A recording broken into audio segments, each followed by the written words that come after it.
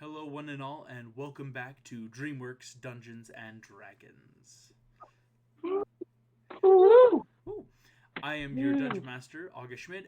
With me, as always, this time of the week are the wonderful members of our party. We have everyone from RJ to Jim Lake Jr. to Puss in Boots, Jack Frost, Megamind, and here in a moment, our final party member joining up.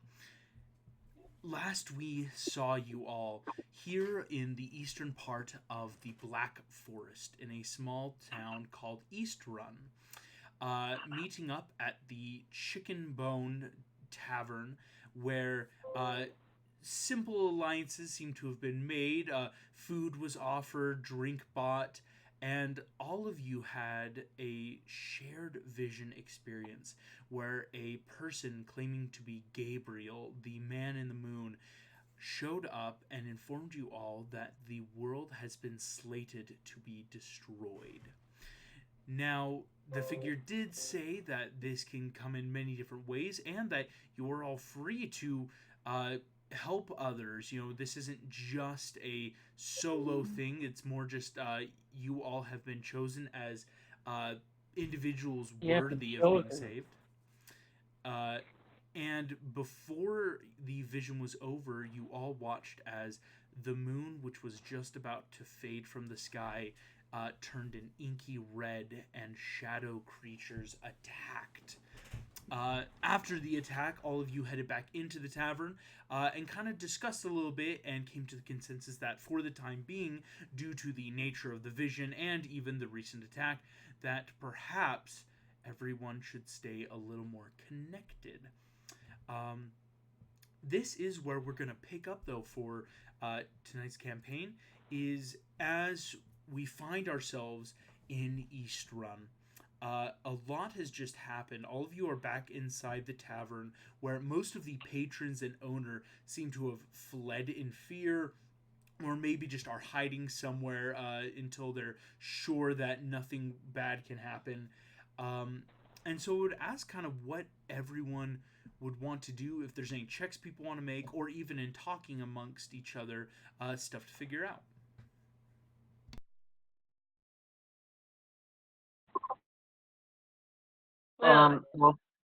Sorry, I'll let you go. Oh, no, you go, Lincoln.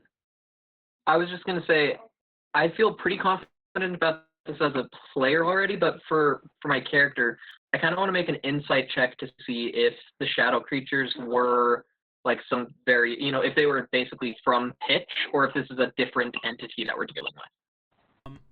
Actually, that's a super good check to make. Go ahead. We're going to call this a history check, actually, but you would have advantage on this, having fought Pitch and his nightmares is what they're called. Okay. First roll is 14. Okay. We're taking the 14. Keep the 14, they say. Jack, these shadows did seem very familiar to the creatures that Pitch employs. They're not as big. In fact, it's what maybe was different. There wasn't a lot of like large shadow-maned horse-like creatures, but the way these things move, acted, and even fought seemed very reminiscent of Pitch, is how I will say it. Okay. Great. That's all for me. This is like immediately after the last session, right? Yes. So I would still be drunk off your whatever Megamind has, really, yeah. But no, yes, Megamind, you had just come off of a wild bender. Because if I was... I mean, I feel like I might still try and, like, make this roll, but I would do it probably with disadvantage of just, like, seeing that the moon turns red and seeing if that's, like, a... Like, would I know that magic is a thing, or would I still be, like, super technology-heavy? Kind of... I'm gonna... Would that be something I knew prior knowledge? I will say this. If you want, we're gonna call this a. Ooh. Because what I'm wanting to know is if he knows that magic exists, I would probably look at the moon and be like, oh, it's turning red. Is that like something done by like science, or is that something completely just magical that I wouldn't understand? I think I see what you're saying. I think, Megamind, just more for the sake of the world, you're not stupid. Like, you know magic exists in the world, even though you prefer technology, hard facts. It's very much that, like, oh yeah, there is magic, but I'm a tech kind of guy. This stuff exists, but it's not my forte. Gotcha. So yeah, the check that I would want to make is just like and still would do with disadvantage because I still would probably be drunk and I'm fine with that. But would you be asking that out loud at all? What? Would you be asking that out loud, or like saying that out loud at all, or is this more of just probably not? He'd probably just like think, oh yeah, is that like a science thing that I would possibly understand, or is that just straight up magic mumbo jumbo that I would not get at all? Gotcha. Okay. I think RJ would hop onto this blue man's shoulder and like smack him a little bit and be like, man, we gotta sober you up a little bit. And maybe like pull out some bread and like into the mouth, like. He's just like opens his mouth, just like. I don't think that okay, it's the best way to sober him up. Yeah, it works pretty well. Just a raccoon shoving pieces of bread in a creature's mouth. Yeah, terrifying. How do raccoons get drunk? He just looks at you and goes, yes. Story for another. So the highest I got was a 12, so I don't think he would be able to know what's what. Gotcha. Yeah, and I think it's more to Megamind of, this is kind of unprecedented. I don't think anyone has ever even heard of like a major astrological change like this. That like people could still be making checks, but it's very much that like something's not going right, and there's not a lot of like, I don't think anyone's immediately gonna know like, I know what just happened, with the exception of like maybe people have puzzle pieces, we'll say. Yeah. Well, that was okay. Crazy. So yeah. What do we need to do at this point? Who do we? Do you guys know people who might know things? What kind of intelligence can we gather about what's going on? Question for the DM real quick, just as far as backstory. How long has it been since my divergent point in Guardians to now? Good question. Right now, Jack, it's been a good couple of weeks. Like, it's still very fresh to a certain extent, but you're not talking like it's been seconds, and it's also not been months. Okay. With that knowledge in mind, I think I would turn to the orc, because I don't know Jim's name yet, I don't think, and just go, I have a couple friends who I could, who we could go try to find. I don't know if they're alive, truthfully, but if they are, they would know more than I do. Seems like as good a place as any to start. Izzy, are you able to hear us? Izzy sent in a text to us about like being confused on like the Discord stuff, so I'm not sure. I've been texting thumbs up with for being Izzy able too. to hear.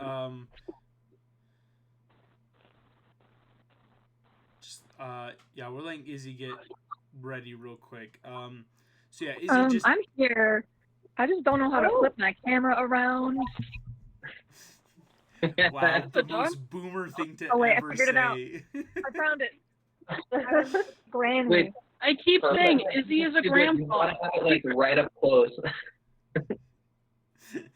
Okay, because I saw the text and was like, oh, do we need to like help you figure it out real quick? kind of thing, or Okay, speaking of messages, small point of order that we can save for the end. There's a chat that I'm not a part of that I would very much like to be a part of. Oh, I think it's the eye. Is that like just for us? yes, that is. I realize I maybe forgot to throw you in the chat. I can throw you in right now. That's my bad. That would be awesome. Thank you. Bummer. There we go. Appreciate it very much. There I am. There we go. I apologize. Thank you. Let's see. All good. So yes, to help in just that reiteration, Jack Frost, you do have friends. You know that there are some of these what we know as guardians that might know what's going on. The key would be right now is finding their hideout, shall we call it? Like, the pole is hard to get to when you don't have the magic teleportation, kind of the instant travel. So there could be a little bit like we might need to figure out like how they got around, or is anyone nearby? Could we like start hunting out someone who knows the location of the pole? Because it's not something you can just walk up to. There is magic involved. And so I would say to give kind of the basic little rundown as Izzy's just arrived, and also kind of like to help introduce your character, Izzy. The party has started in a small tavern town on the east of the Black Forest. This is where we might put like Germany into Russia area on our maps in the real world. But the Black Forest is a sprawling thousands of kilometers wide area where a lot of fairy tales, monsters, and creatures seem to emerge and come from. And Eastrun is one of those small little towns that is on the northern route up to some of these like temples of Odin and Thor. And if you continue down farther, you'll eventually swing around the Alps to find yourself at like Syracuse and other Mediterranean cities. In this tavern town, what really has just happened is, shall we say, is chaos. Izzy, what your character would know is, having been in town, suddenly the crescent moon that was hanging in the sky, just about to disappear with the morning, has turned red, and small shadow creatures have been spotted attacking. As the party is talking here in the tavern, I will kind of say, Izzy, you probably would have been coming out of your room, is what we're calling it. Like your character just like getting ready for the morning. It's been a pretty normal morning actually by all accounts. Maybe a little cold, a bit of frost on the ground. So what I would say is, as the party sitting now here at in the tavern, still very empty, Izzy, would you like to introduce your character, maybe a little bit of what they look like right now, and maybe what you're up to this morning? Well, you said I was just coming out of my room. I've got my little dog with me, Gromit. And I've gone down. We're in a tavern, right? That's what's happening. I've gone down to the bar. I've asked for the finest cheese that they have, because what else would I eat for breakfast other than cheese? And of course, crumpets. And my name is Wallace. I have a green sweater vest on, classy as always. I'm totally bald. Big old ears. And there's made something. out of clay. Huh? Made out of clay. Made out of clay, Actually, no, I don't think Wallace is made out of clay in this context. Actually, it was funny when we were creating the character, we were considering just making him a little clay man, but no, he's eating his breakfast, petting his little dog, talking to the dog, even though the dog does not talk back. Maybe everyone thinks he's a little cuckoo, but he's just enjoying his cheese. All of you, it's that very much like, as you're talking, like, Jack, like, I have friends, but I don't know if they're even dead or alive. Megan, I'm very drunk. I'm not sure what's going on. All of you just hear that little and just turn, and sitting there like little cheese knife and a big plate of crackers, this small little balding man in the vest, with I would say Gromit sitting here. You see Gromit is like squinting at the like rest of you, just very suspicious. But there's just this dude eating breakfast here in the tavern right now. Oh, I squint back.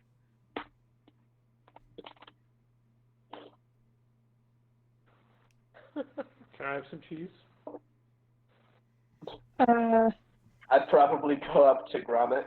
I mean, not Gromit, but Wallace. And be like, a man after my own head, and just, like, put my hand on your shoulder.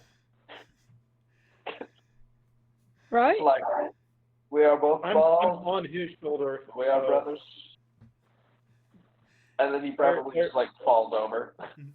Yes, Wallace, this giant, like, blue-headed man, bald, with a full raccoon on his shoulder who is currently putting pieces of bread in his mouth, comes up, just pats you on the shoulder. There is a full cat in boots and a hat, and a, like, kind of, I would say probably still a cloaked, hooded figure, kind of this larger figure in armor. And finally, maybe a somewhat normal-looking person with the exception of the shocking white hair they seem to sport.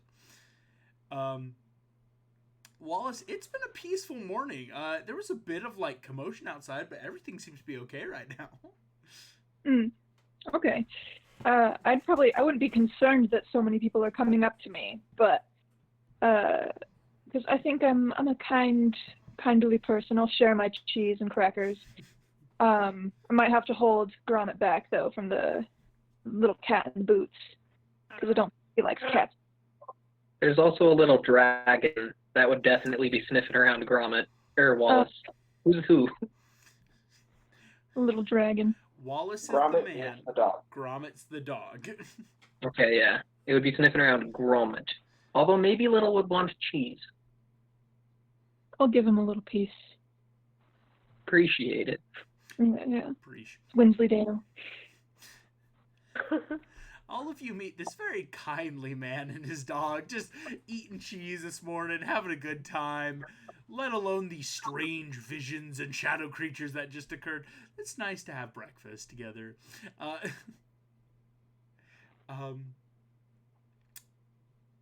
As you guys are kind of eating cheese, I think the conversation is probably just naturally turning back to, again, like, well, what do we want to try? What do we know?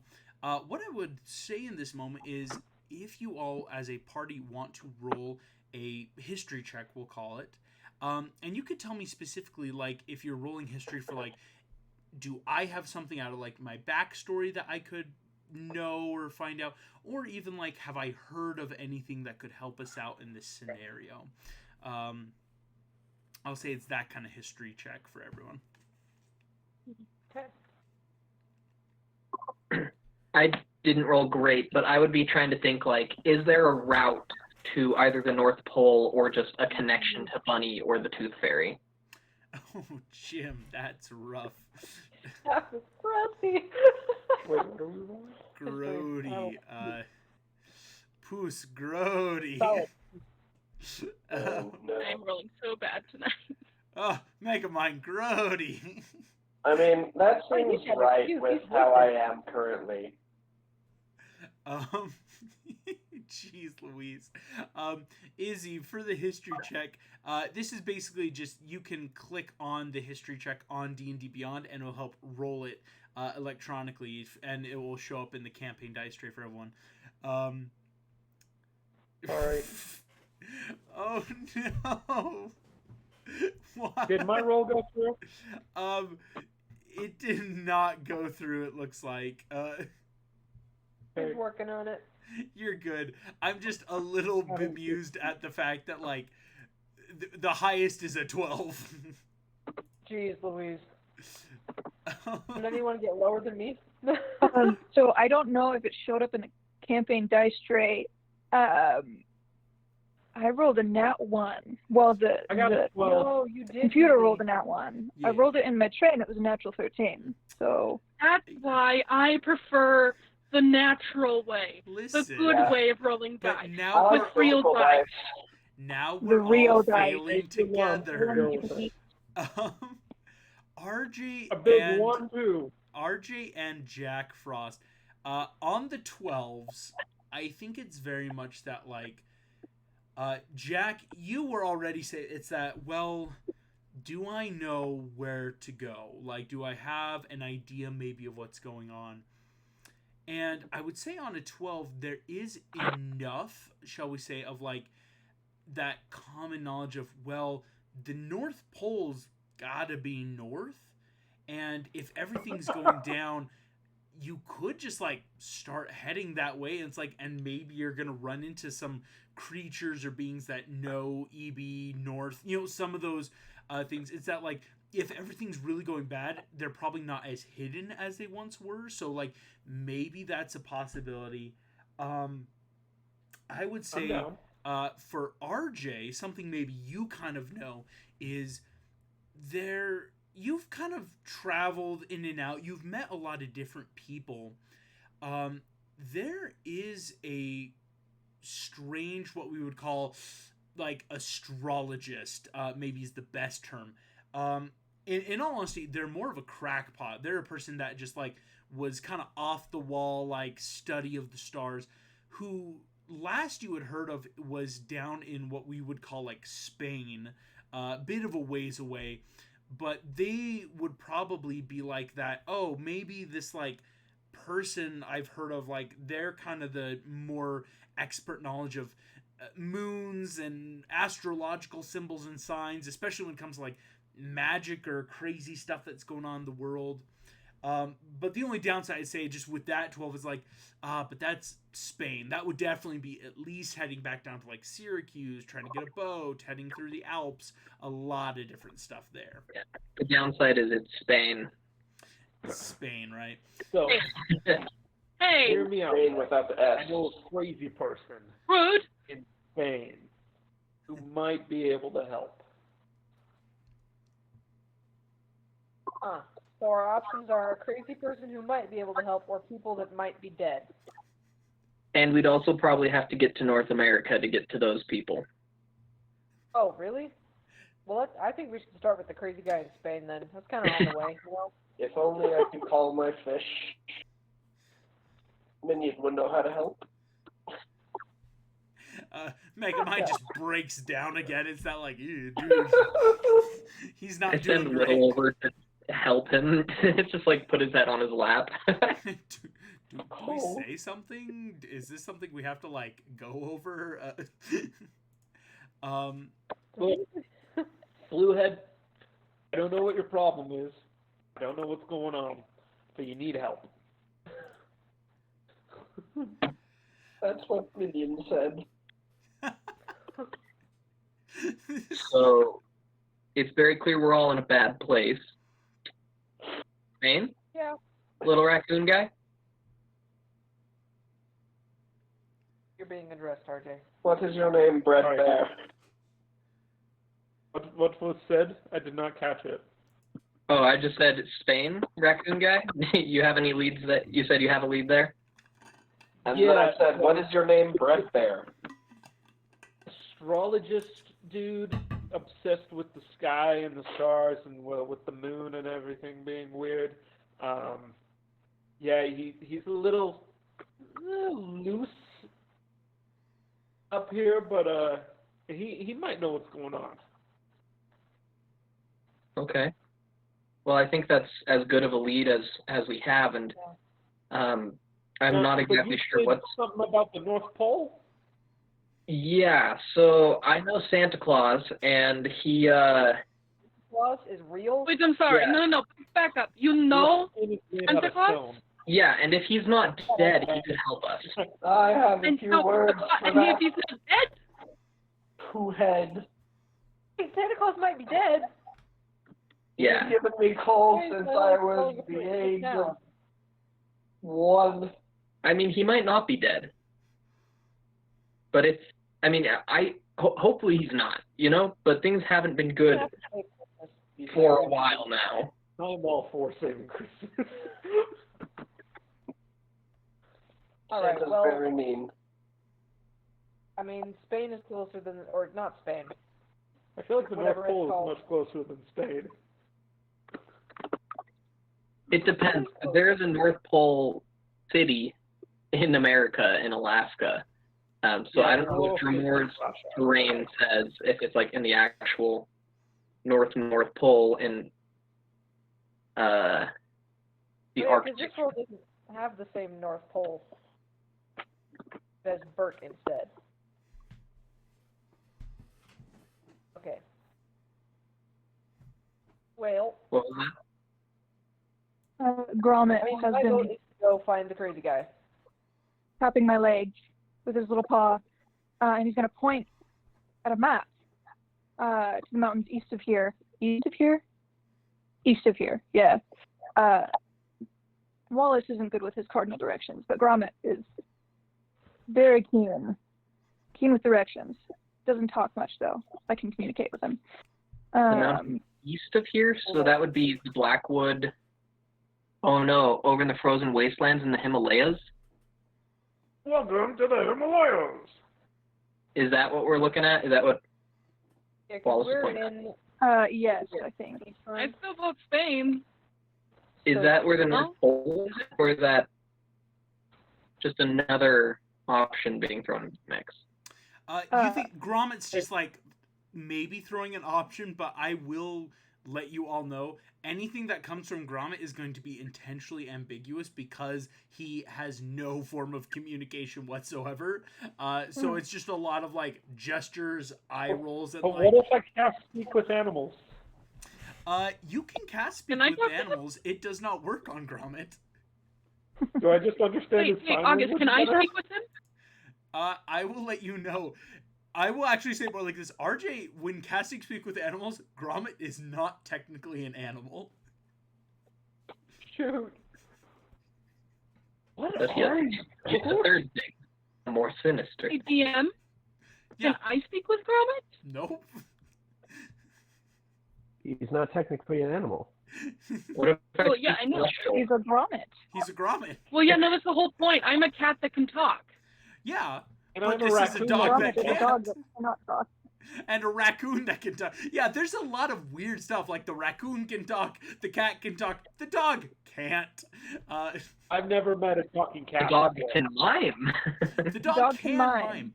mime. And that is why, like, anything I give, I will either send through, like, text of, like, Gromit will show this or point to this. But yeah, Gromit is pointing out, like, he kind of draws a line from the mountains going east out across and just out towards the frozen waste. And it looks like, it's not like he's saying, like, go into the frozen waste, because there is basically nothing there. It looks like he's trying to gesture and be like, there's something out there. If this is what this group is talking about, like, where do we go? What's next? It's like, there's something here. I'm going to the crazy boy. Very important question for the party. Do we allow all of our big choices to be dictated by a mute dog? Absolutely. Just every single session's like, what does Gromit want? Can I roll an insight check on the mute dog? Please do so. He's trustworthy. Please, I would love an I insight would check. also do the same. Yeah, a I'm party offering insight you check. help. Oh, help Okay, action. thank you. Do I have to insight on my What own is dog? the deal? I would I rolled say an 18. I trust him implicitly. 18 for 8. What is this Wallace, deal? Wallace, I think you know, like, Wallace and Gromit are like, you guys are a tight pair. Like, Gromit helps you out a lot. He's never led you astray. RJ and Jim, it's that, like, well, I've seen Stranger. Like, sure, this dog must be trustworthy. Like, why not? I would say, though, for Puss in Boots, Gromit seems very intelligent, shall we call it. There is something to be said of his, what's the word I want to use? Gromit's personality seems very direct. Like, he's not a liar. I see. I as Megamind, he flipped a coin, and if it was basically a D4, and if it was odds, it was going to be Spain or nothing. If it was even, it was going to be Gromit's way. Like, follow the dog to the ends of the earth. I rolled a 4. So, no matter what happens, he is on board with Gromit's plan. And he basically says that to everyone. He's like, I flipped the coin says dog. Well, How I'm come it's also going to say listening dog? to our favorite little companions, so if we're following the dog, I mean, the cold doesn't bother me. Anyway. I have a strange feeling that phrase. Oh, I don't know. It is past. We all felt the impending doom of an anthropomorphized mouse glaring at us behind our Just back. staring. Oh, what you think you're doing there, pal? He is coming. That's the big bad of the campaign, Mickey. The all-encompassing mouse that devours the world. Oh my gosh.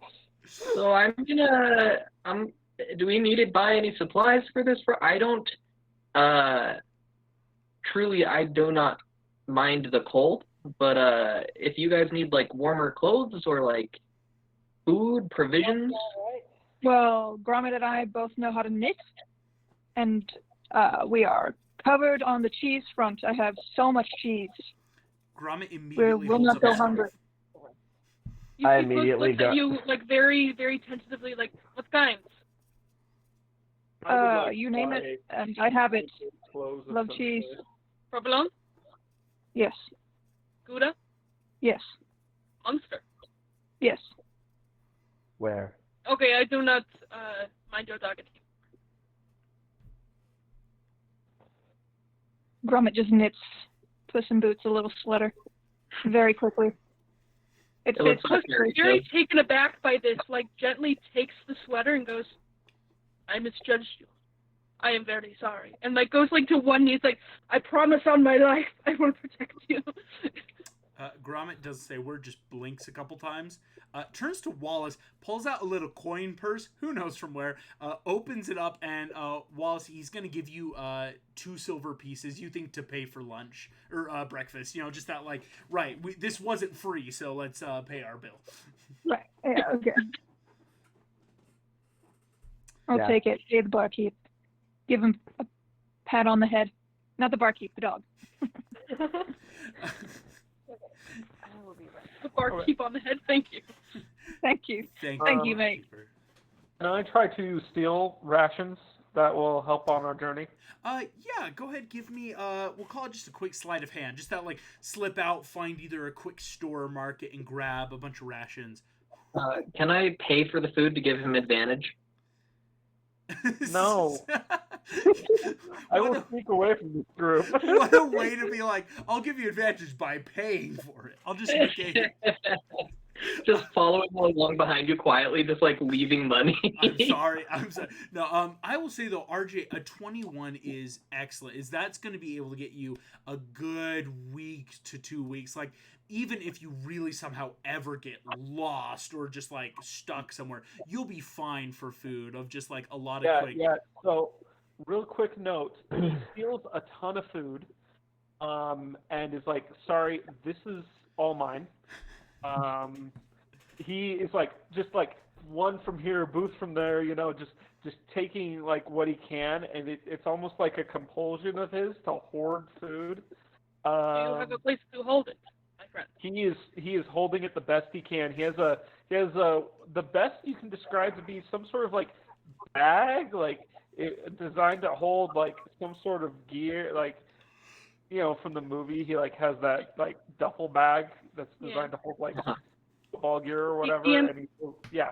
Anyways, so he's just stuffing everything in there. Yes. Nice. I have an idea, DM. Could I roll a luck check to see if Puss in Boots has any form of bag of holding? Nat 20.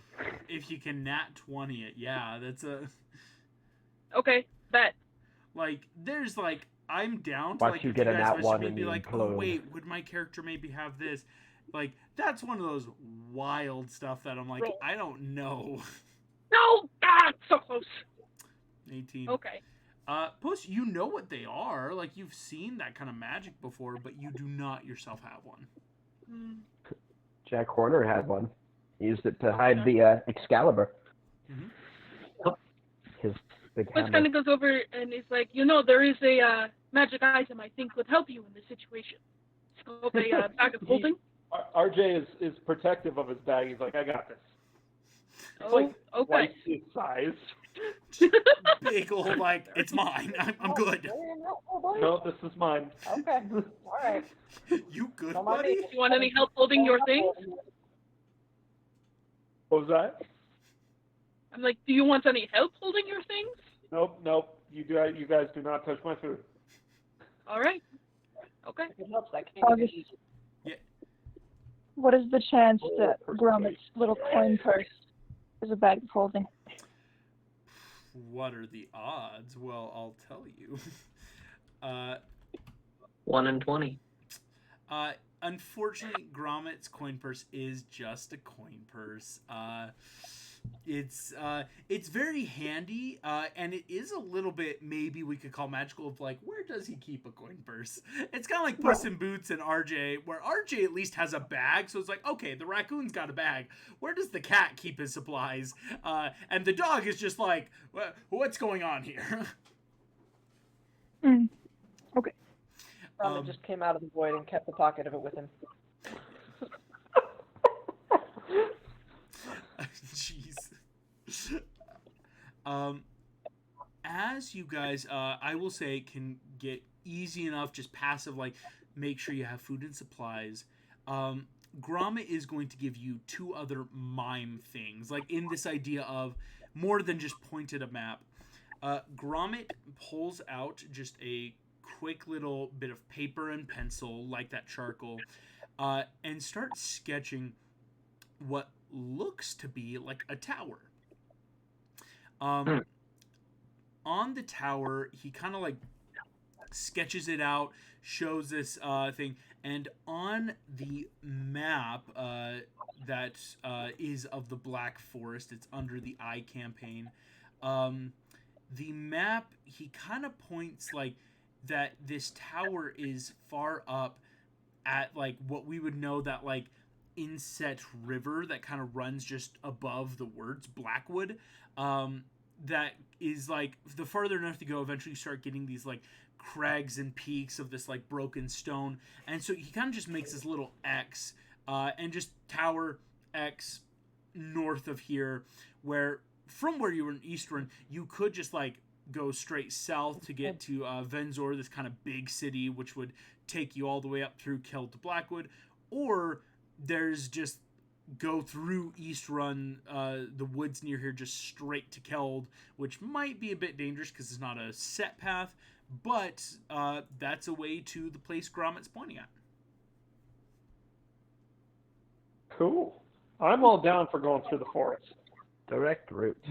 Yeah, that could be very easy. Yeah. What kind of a terrain would you say that this forest is? Would you say it's like an Arctic forest? I would say if you went much more north, it would become Arctic forest. It is more just dense forest from where you currently are. Okay.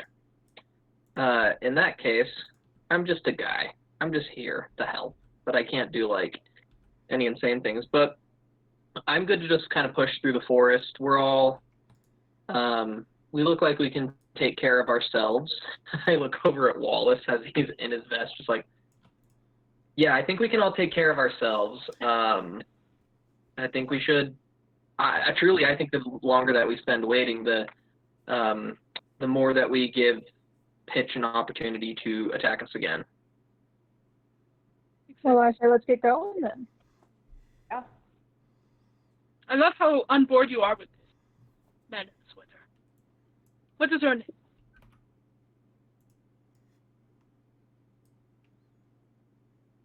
I'm Wallace.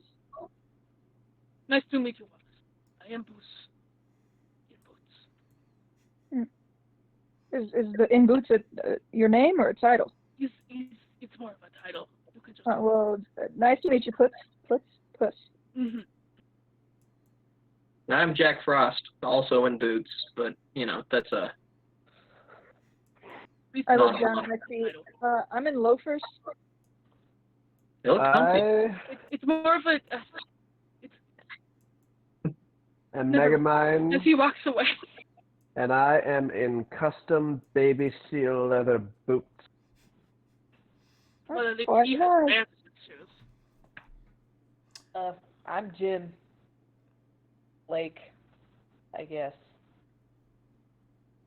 Are you in boots? Just armor. Permanent armor. Armor boots. No, Yeah. no boots, just barefoot. Jim Lake in Greaves. Yes, that sounds cooler. I like that better. And I'm RJ. In pause. He's just naked. That doesn't work because I have pot, and you feel like Puss is kind of getting annoyed of people making fun of his title. Like it does not work because I have pot.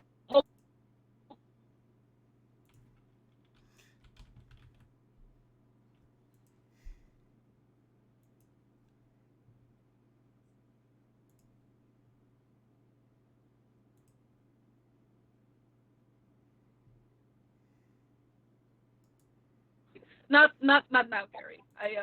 The moment is gone. I appreciate it. No, on the edge of the law, mercenary, like, anti-hero, no. Not ringing any bells. Your boots are outlaws? Alright. On we go. I will give it to He you. just, like, Looks walks they're away. able to walk there. We all know I Let's play take a Giants. I've been kind of like a big deal. Is this Can why I you all hate roll Spain? a check of some kind to see if this is all bullcrap? Yeah, make me a history check. I've been around.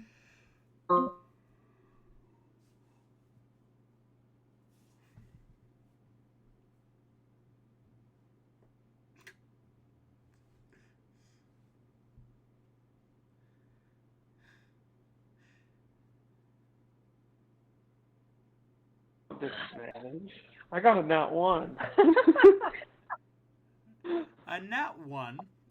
Well, RJ, you haven't gone out recently. In fact, you're not normally the one to go out ever. I would say it's more like, RJ, this very much could all be complete truth, and you just have no way of, like, disproving it.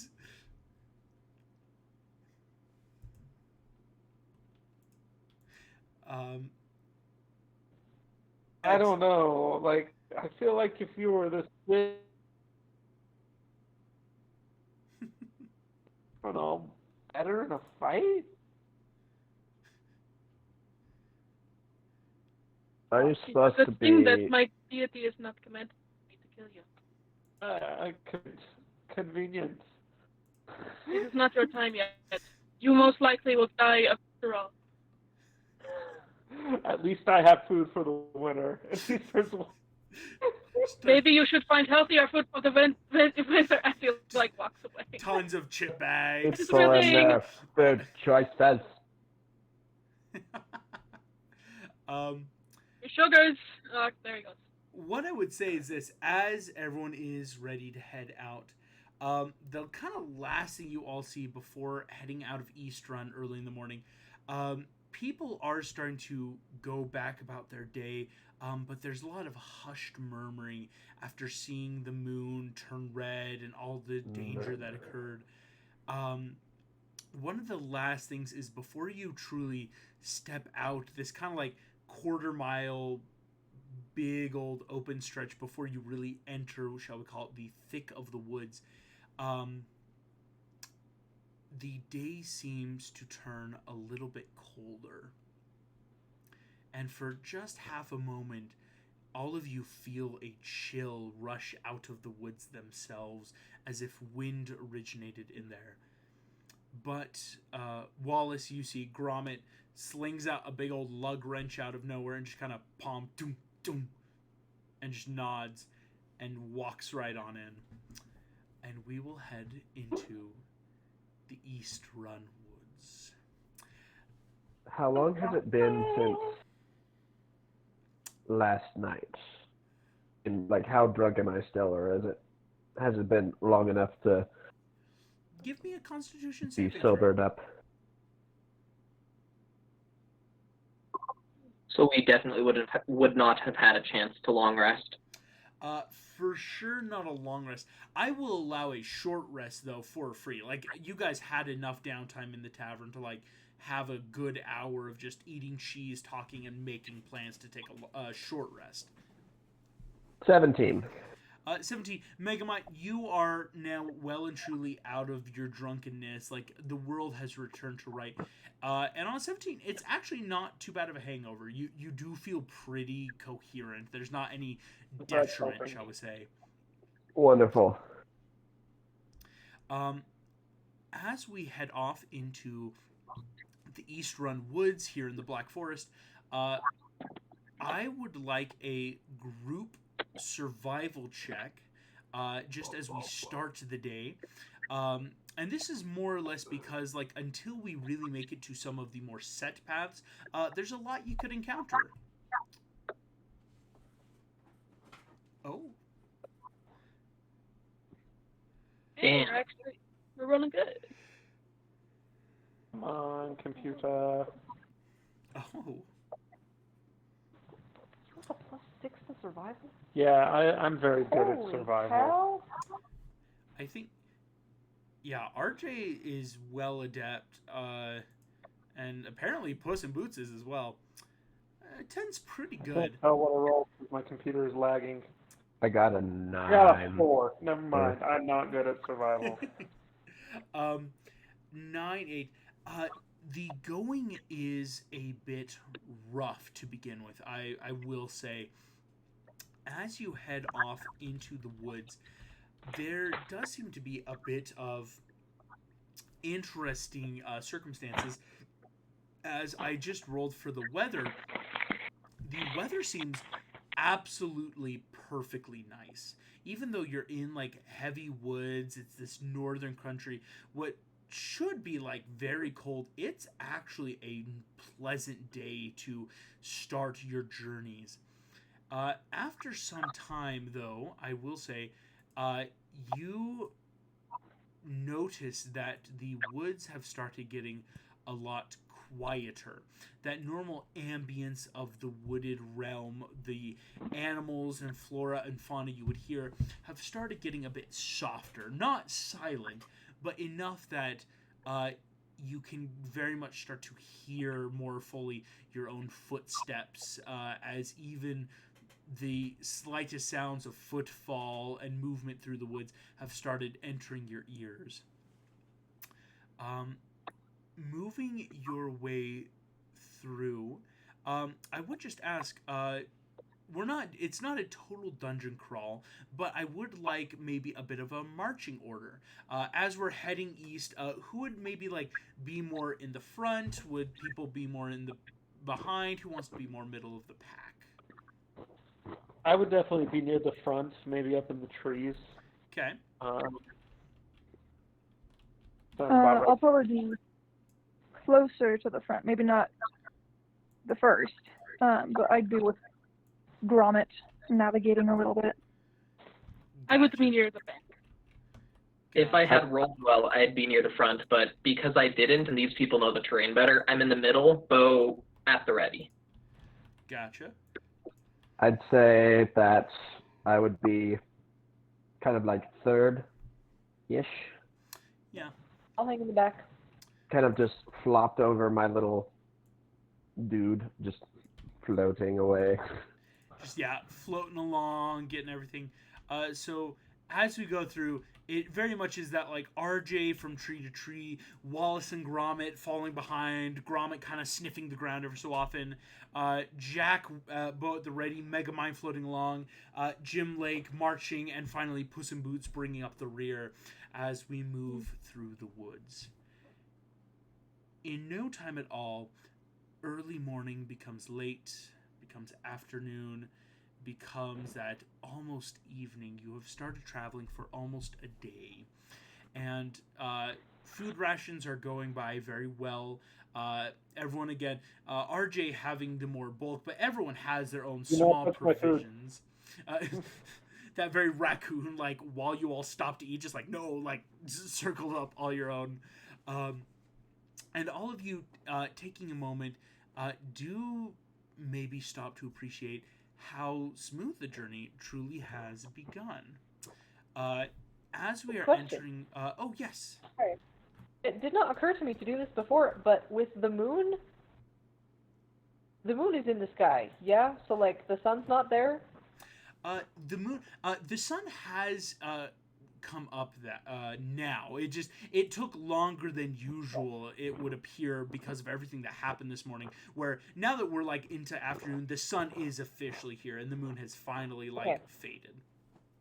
Okay, I just wanted to double check because it'd be nice to not have to wear my cloak and I'd be more effective in a fight. But yeah, good to know. for sure. Excellent question though. Just to make sure, it's like yes, there did come a point, Jim, that it was starting. You were feeling the sun's effects, and so cloak did have to go up. Glad to be in the forest. Yeah. Here we go. I'm going to quickly roll just a D20. A D1000. 1D 2800. Ooh, a 7. As you march through, after some time, based on just passive perception checks, I should say, the following people are going to hear something in the woods that seems to be heading towards you all. That would be, making sure I get this right, RJ, Wallace, and just RJ and Wallace. That's actually very helpful. It's the people in the front. Something is heading towards you guys that you can hear enough of something approaching. Okay, I make everybody stop with like a hand signal. I don't know how well it's going to communicate, and then I'll turn and be like, could I potentially sneak ahead and see what it is? I would allow it.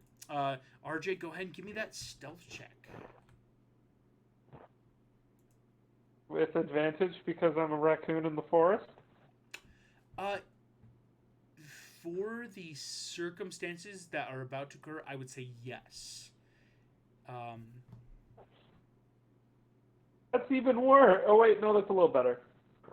I am doing so bad on the rolls today, guys. Oof, 12. We all are. We're gonna make the following creatures have. Let's see. Just checking something real quick. Where'd it go? I'll make a point to stay in the tree. Since RJ went off ahead a little bit. Mm. But I'm going to let the rest of the party know that I have heard something. It's the big old ears. Got the big Wallace ears. That very wiggle, wiggle. Hey, wait a second. I think I hear something. Yes, I will say they'll be very helpful to not have any surprised conditions. They have a +2. Wow, but only an 8 on their perception. RJ, you are still hidden in the treetops as Raccoon comes up and above, about what you would call maybe 50 yards out. There are 2 individuals walking through the woods that seem to be more humanoid. Both of them have a very druidic sickle at their side, and one of them seems to be what we would call an Eladrin elf, that very more icy skinned as they reflect the seasons. The other is what we would call probably just a half elf. Their ears are a little bit pointed, but they don't seem very, shall we say, like elfish. They seem to have that very awkward human gait. Both of them aren't moving through the forest, but you do see they are actively looking around as if they were looking for something. Like searching for something or just keeping an eye out? Looks like they're searching. Because it's like there's a difference between like I'll keep watch and like they're actively making checks, shall we say, of like what's going on. Okay. Interesting.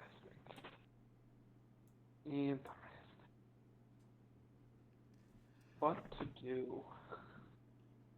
I cast Fireball. No. One day you're not going to be Are they joking and I druidic won't know. looking? Yeah, they do look druidic looking. Do we know? Do we all know that they're think- coming at this point? Have we all? I'd say Wallace informed everyone, so all of you have now been able to hear them. RJ is like right on top of them in that like stealth up to see what's about to occur. Okay, so Can I Barton, sneak right there. to see what they're looking for? I'll say you can in just a moment though, because they still Okay. have a few seconds before they're like on top of you guys, for better or for Right. worse.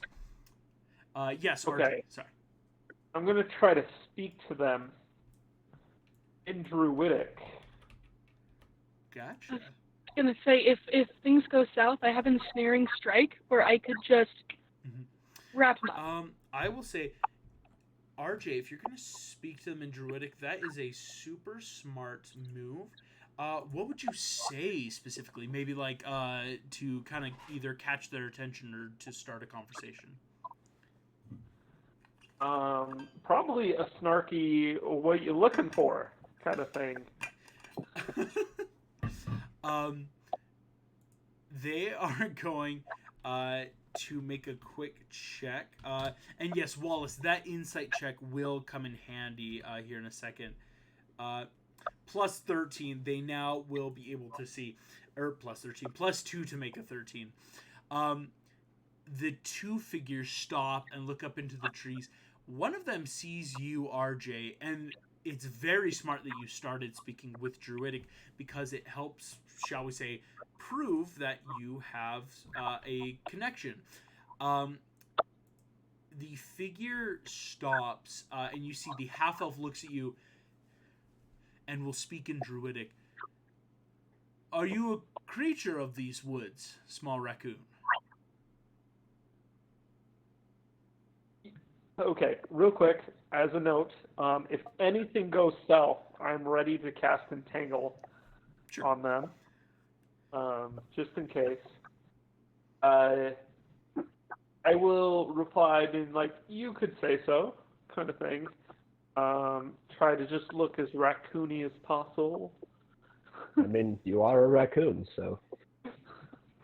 The figure kind of, they stop and look at each other, and you see the Eladrin and half-elf kind of like share a look of like, we've yet to meet many other raccoons that speak. Tell us, friend, have you seen what has been happening this day? I will lie just a little bit. Okay. And just like do like a fake yawn and be like, oh, I just kind of got up, nocturnal and all. You see, they don't really act on the lie. It's not like, deception check. But you see both of them just, well, there seems to be something happening in nature, good raccoon friend.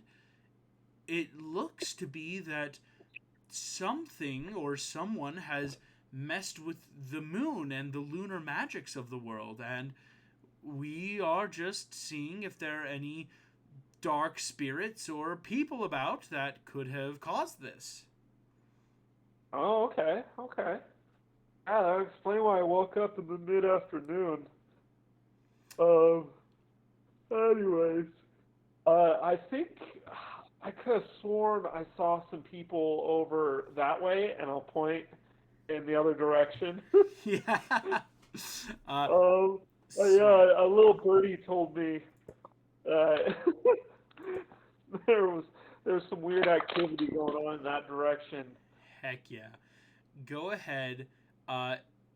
Make me we're gonna call this a deception check, and I will give you advantage. Using druidic, using a lot of stuff, you've done a lot of smart things to just like, let's try to keep this safe. 16. 16 is rather good. They are going to do a quick insight check. They don't have a great bonus to this. Can we hear RJ talking to them, or are they far enough away that we can't? Oh, I would say because they're close enough, you would be able to hear some snippets of the conversation. I'd allow it. And are they still talking in Druidic at this point, or have you moved more to Common? The two figures They'll are... probably still be Druidic. Yeah, the two figures have done nothing but Druidic, unfortunately. Okay, never mind then. I was gonna cast Thaumaturgy in the opposite direction. To kind of like... But it's fine. Unfortunately, one of them, I started with one and rolled a 17 for an 18 total, does kind of look and just, we've been in these woods. What creatures did you find, friend? Oh, I didn't find anyone. I was just told there was something going on over there and to stay away. Told by who? The little birdie. We haven't seen any birds in some time. RJ, before you see, the Eladrin is slowly reaching down to grab his sickle and sling it off of this kind of like carrying hook he's got it on. Okay. Yeah, at that point I would cast Entangle, having been ready for that. Go ahead, cast Entangle. They're going to make some quick saves. Oh, let's see. Entangle. 20-foot grassy weeds and vines sprout from the ground in a 20-foot square, starting at a point within range. Duration. Creatures in the area must make a strength saving throw. All right. So they need to beat a 14. Well, they're elves and druids. They shouldn't beat a 14. Listen, one of them got a 5. One of them got a natural 1.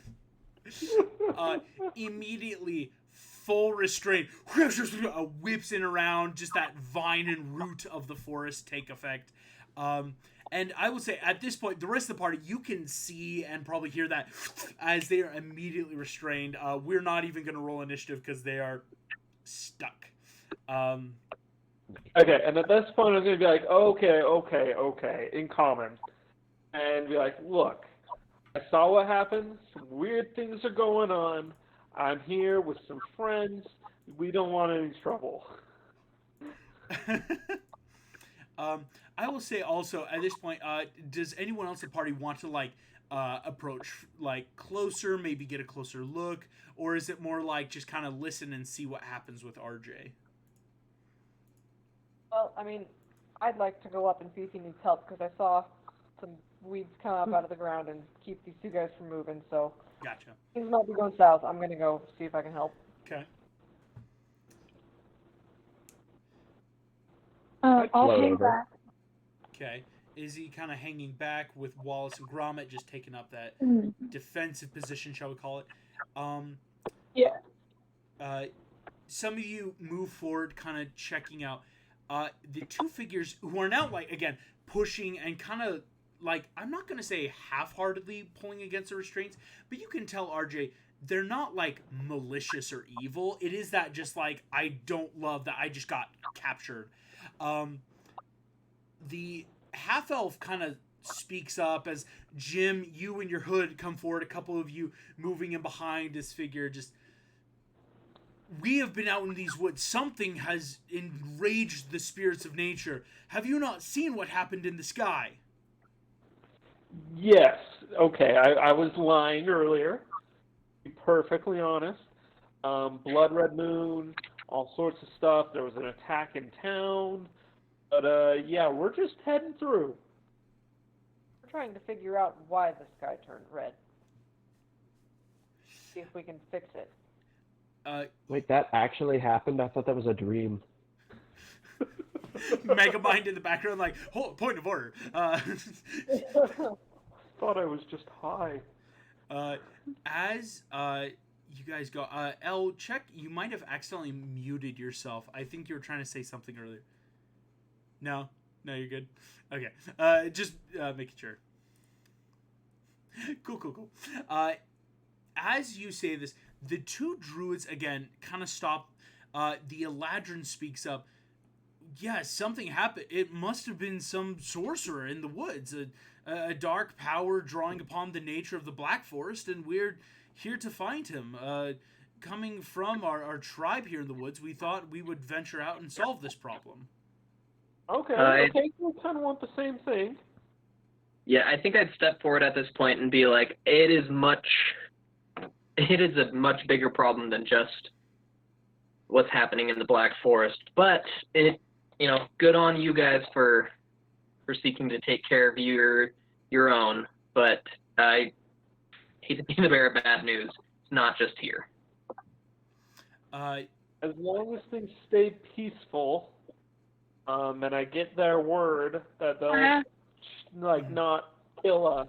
Yeah. In Druidic, I will release them.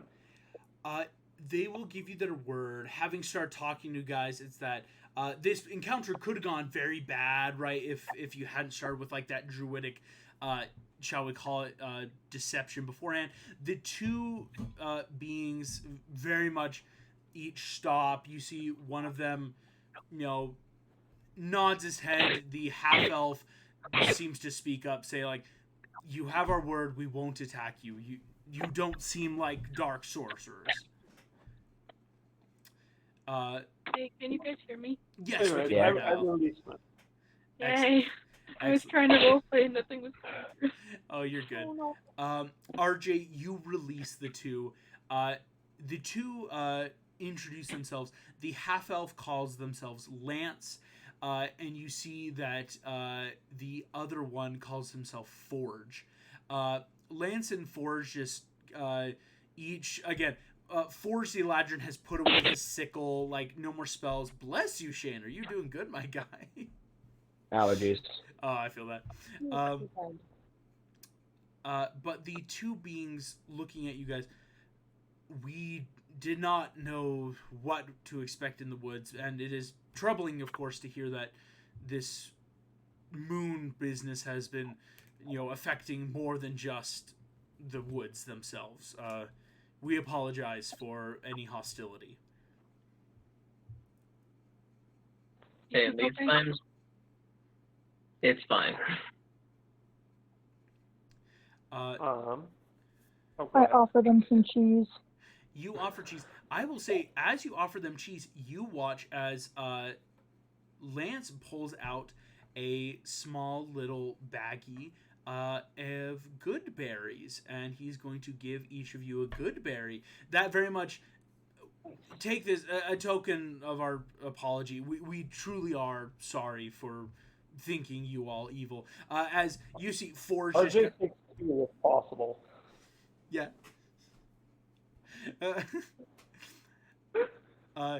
Take some cheese, offers around to everyone. As this happens, you see the two druids will say their goodbyes. Just thank you so much. We hope you also can help fix what has happened to nature. Be warned, creatures in the Blackwood have grown much more fierce, which is why we have occurred. Other members of our tribe north of here encountered dangerous beasts that seem to speak in strange ancient languages and eyes that glowed red. Be advised, it's not good right now. Cool. With that, the druids will head off. And very much everyone can have a good berry, which will help. Let alone, I don't know if anyone needs hit points back, or just, eat a good berry, you're filled for a day. But how many did you have? 4. 4. Just eat 10 good berries, see what happens. What No, was wait, RJ, that's CBD brownies. No, don't eat don't eat the good berries. No. They're good berries, man. Some good berries. I need everyone You're to only make supposed me. to have one, man. Go ahead and make me a stoned check real quick. Just Let's straight see. up, these random druids are like, "All right, you're cool, but are you guys cool?" Like, You guys are Okay, cool. what I would say though is, as not cops, right? being able to kind of avoid these druids, making your way through, you have almost reached a point in the Black Forest where you are about to find what we would call at least a minor path, something that'll probably help lead a little more solidly through the Blackwoods. But it is getting closer to the evening now. It's been a full day of travel. What I would ask is this: as a party, you guys could press on a little more into the night, kind of like really starting to head through, or you could make camp now and say, like, if we sleep through the night, we'll wake up and it might be safer, just at the cost of maybe some more time in the Blackwoods. Could I? I'm more for staying the night. The Blackwoods, like, yeah, they're dangerous, but like, we're in no rush. Famous last words. So that's my opinion. And if possible, could I roll a survival check to find like a good campsite? Yeah, I'd allow it. But other people, if you want to speak up, go for it. Yeah, like what's kind of the party vibes of like press on, stay the night? I still have my strength drained from the attack earlier, so I definitely want to rest up. I have no spells. I have a couple, but It's very Mega true. Man needs a nap. Like, I think Jack is just physically exhausted at this point. Get a good sleep. So, DM. Mhm. This is kind of a sneaky that I'm not going to put on a text, right? Because I kind of want my party members to know. So we're in the Blackwood, right? Mhm. How close is the area of the incident? Which incident? The one with the star. Oh, you're talking about the Darkwoods. That's on the west of the Alps. That's back towards like the lands of far, far away. Okay, The- I didn't know if you'd changed the name to fit with other stories. Sorry. The Black Forest that you're in, the Black Forest is this like nation's almost continent kind of wide forest. The Dark Forest over in the Alps is this like very local thing where it's like, oh yeah, like it exists, but it's not the same thing. That is a good question to ask. I should have clarified that earlier. RJ has already found a very quaint little tree. It's got like that cute little hole where like maybe an owl lived in once, but it's that like abandoned, so kind of fix it up. Yeah, I would say. Can I make a survival check to find us dinner? Yeah, go ahead. Give a little survival check. Maybe get some food for the To group. find some Black Forest gummy bears. Oh gosh. There's some worms that are very gummy right now. Oh my goodness. These worms are so mushy and jelly-like. Pretty jelly.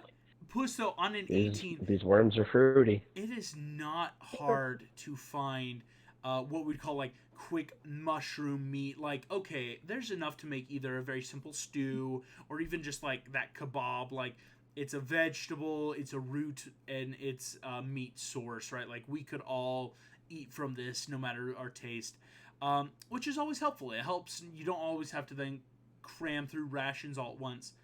I But think he's going to make a stew because that can be stretched thinner in ingredient-wise.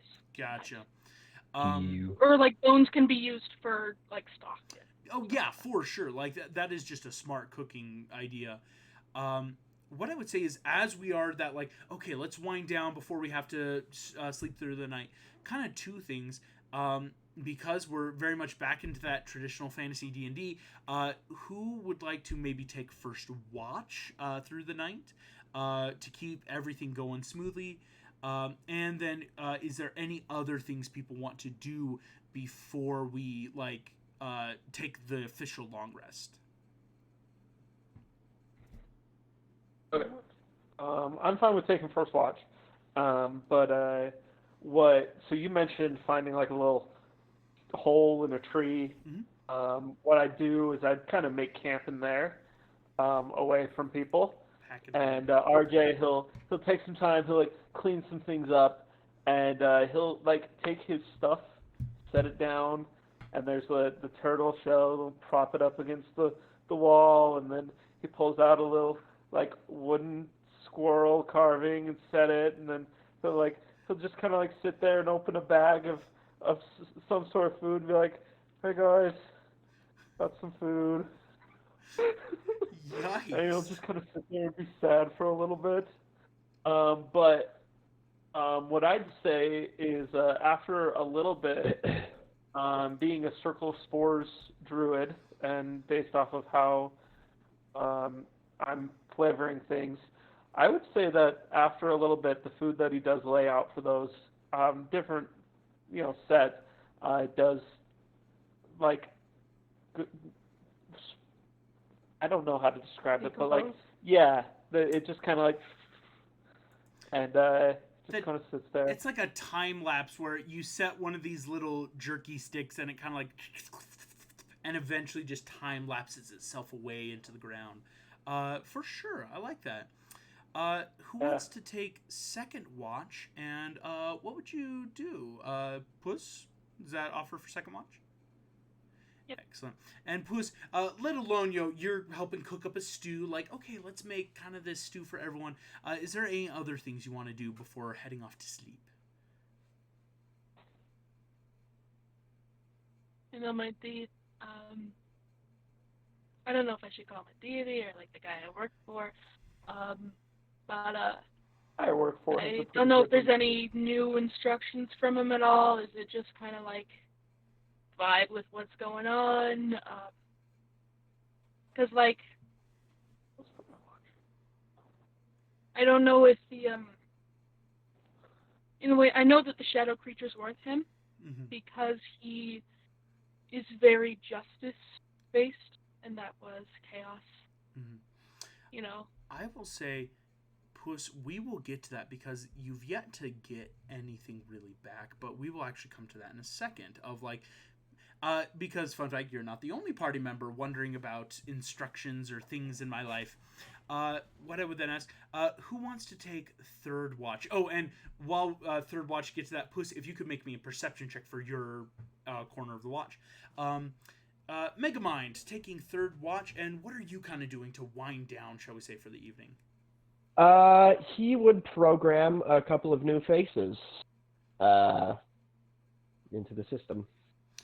Gotcha. Kind of taking time by the fireplace, messing around with your watch, and anyone, like, it's kind of that passive thing. Megamind never truly changes. It's not like, hey, that's not Megamind. But, like, in this moment, you, like, Megamind, you play around, like, okay, what if I mess around with the eyes or the hair, maybe a bit of the, like, collarbone and cheekbone structure to, like, make it a bit different, playing around with that.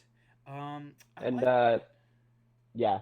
And then when everybody was asleep during the watch, I would kind of program some of their faces into it. Gotcha. Just for that, like, hey, in case I need to be a party member, or, you never know. But yeah, just kind of like, okay, who do these people look like? Get some of their stuff down. All right. Megamind, go ahead and make me a perception check. And who wants to take next watch? Kind of fourth in line. Yeah, Jack. I saw Jack Frost's hand first. Jack, That's a nat 20. Ooh, we've had 2 nat 20s. This is really good. Very perceptive night. Very, very perceptive night. Perceive. I had a sleep, so. Jack Frost, what would you kind of be doing as you wind down for the evening? So I think I would just make sure that Little is fed and taken care of, and then I'd probably perch up in a tree, like just like on a long branch, and just like sit up in the tree and try to sleep. But I think during the other people's watches, like, it's not like I'm awake, right?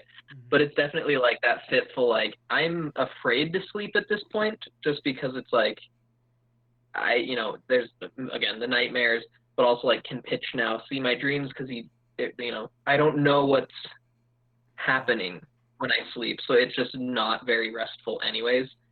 So I think I would just kind of toss and turn until I wake up for my watch. For sure. I like it. Go ahead, give me a perception check then, Jack. As I did see, I think Jim like Jr., you had your hand up next for watch for my stuff. So Jim, as you're also winding down, kind of in that like, okay, I'll take fifth watch. What would you kind of be doing for your portion of the evening? Kind of your little night routine to get ready for bed out here in the woods. Could little give me advantage? Oh, yeah, I'll say little can give you advantage, Jack. Probably take my cloak off. Probably helps us with the stew. Cooking is calming for me. Yeah. And then just kind of keep an eye on things. Just chill. Jim, it is calming. Like, Puss is, not that Puss is a bad cook, but Puss is very much that, like, quick dice, quick chop, let's just add a little of everything. And so, Jim, it is nice to have that, like, wait, let's make sure everything's diced evenly so it cooks evenly. Let's get the fire at a good temperature. Like, it is that very calming effect, especially after the day that it has been. Wow, Jack, that's a terrible 5 and a 1. Gross. You're ready. But I will say, Jim, go ahead and make me your perception check, your little portion of the watch. As finally, Wallace and Gromit, what's kind of your nightly routine before we tuck in for bed for that last portion of the watch? Well, I would get into my pajamas, of course. Just because I'm in the woods doesn't mean I need to rough it. I feel like Gromit would definitely have brought, like, a really nice tent. And we would make, well, Puss in Boots was making a little something, so we would enjoy. Of course, we would add cheese. Gotta always have the cheese. Honestly, a cheesy mushroom stew is actually to die for. That is just delicious. I bet. Little bit of shaved Gruyere on top, making that very faux cheese like skim on top. As yes, Gromit helps. Like, Wallace, you don't remember when Gromit set up the tent, but Gromit is just standing there, just that little salute as cute little pitched triangle tent is now ready. Little comfy little sleeping bags all patched. He's just all ready. He's always ready, always prepared. He is. I don't have to think about anything because Gromit does it for me. Gromit is such a good dog. Let's be honest. Yeah. He's a good boy. So, yeah. We would definitely get cozy. Let's see. I don't know if I have any, like, abilities I would want to prepare. Let me at my D&D Beyond. Granted, I don't know how sneaky I want to be about my sneaky thing that we were talking about when we made the character. Would that be like a full moon kind of vibe, or how does that work? Do I have to do anything? It's a bit of, it's almost what we would call, like, you can as an action in battle do a bit of what you're doing, but you only have to worry about full moons when it becomes that, like, there's something happening that I need to be, like, I won't be able to control it. Like, your stuff, what we're calling wild shapes for you is that, like, I can control this. I'm a little more in control. But you would know, Wallace, the moon right now, and what a perfect person to end it with for Wallace, the moon is still that very crescent, if not a little more full than the night before. But all of you can't help but spend at least a few moments. The moon is still red. And as you are all settling in for the night, the fire crackling, keeping just warm enough out here in the wilderness, that ominous red glow is still present. It is not faded. I would like here's how we're going to do this. Wallace, if you could give me a perception check with advantage. Of course, Gromit is kind of always offering the help action until he's not. Gotcha. So you can take an advantage perception check kind of for your portion of the watch. Okay. I still cannot figure out how to get my roles from D&D Beyond to the Discord, even though we figured that out earlier, like when we were making characters, and it was working, but it's not working today for some reason. No So I'm just gonna do it the old-fashioned way. Well, I can still see when you're rolling on D&D Beyond. It's just not showing up in Discord for everyone. Okay, gotcha. So I'm still able to then. see. That's something I think for you and for Alicia. I was just going to check that. There was something going on that I just needed to check. So yeah, if you just... Okay. So D&D Beyond, I can still see the D&D Beyond rules. That's not a worry. Got it. It's just more... I will do that. It's always more fun. So When it's first like, we can... perception. Yeah. We can all see Okay, together. first perception. Yep.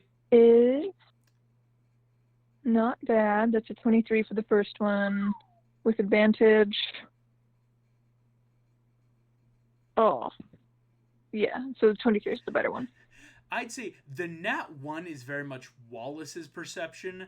The 16 plus 7 is Gromit, of like eyes like a hawk, just swivel turret mode. Just like he's got a big old lug wrench just ready to whack something. As everyone gets to sleep out here in the Black Forest, perception checks are doing very well. For the most part, and it makes sense. Jack Frost sitting there with a nat 1 and a nat 3. It makes sense, though. You are not even wanting to fall asleep when you're not on watch. There's a lot of stress in your mind. And as everyone takes their nightly rest, I would like everyone to make me a Constitution saving throw. I will say it's not for anything physically here. It's not like there's an enemy, but there is still a con save for everyone to make. And it is a personal con save. So Little and Gromit can't help in this because they're actually making saves of their own.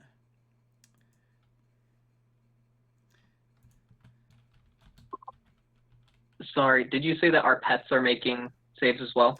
Of their own, yeah. And I'll help make those for you guys. That's not a problem.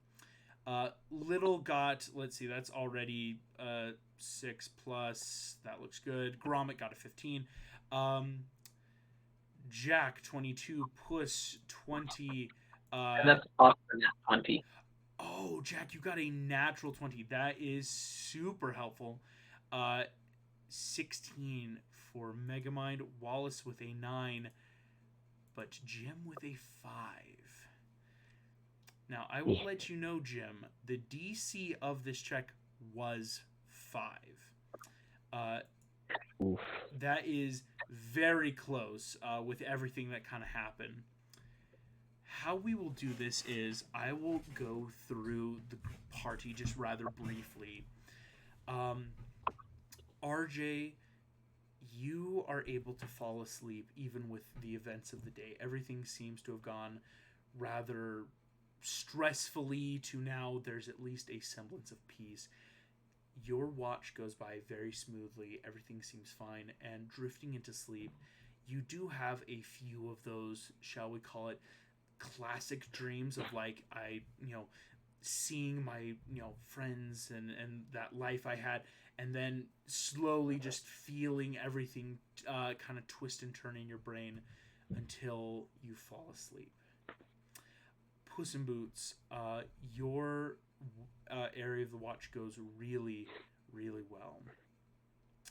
But Puss, as you are getting ready to fall asleep, on your 18 perception, you hear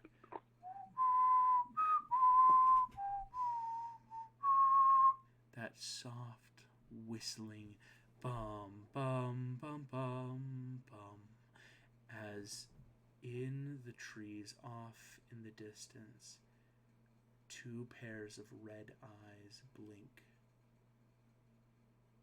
And don't move forward, but simply watch. I whistle back. You walk forward, and I will say, because of how it is, technically, Jack Frost, you are awake right now, but Jack, you also rolled a 5 for your perception, so you will not see this occur. I just think it's another nightmare. Oh man, these are getting freaky. Puss. Roll the other way. What is this creepy whistling? The wolf sits down at the fire next to you. Now, the fire at this point is just those hot coals, and he kind of whips out a sickle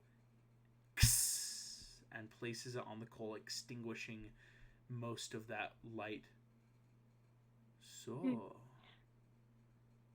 how's it going, gatito? Going all right.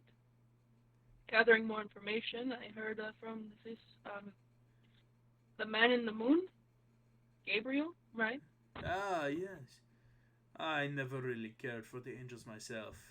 It's easier to work alone. Yeah. Basically, I tell him what he told us, that the world is ready to be cleaved, And Puss goes, "Did you know about this?" You see, he kind of looks up, and there's that, very wolfish grin. Who do you think proposed the idea, amigo? Because you would win the most in that No. scenario, I think. You think too little, my friend.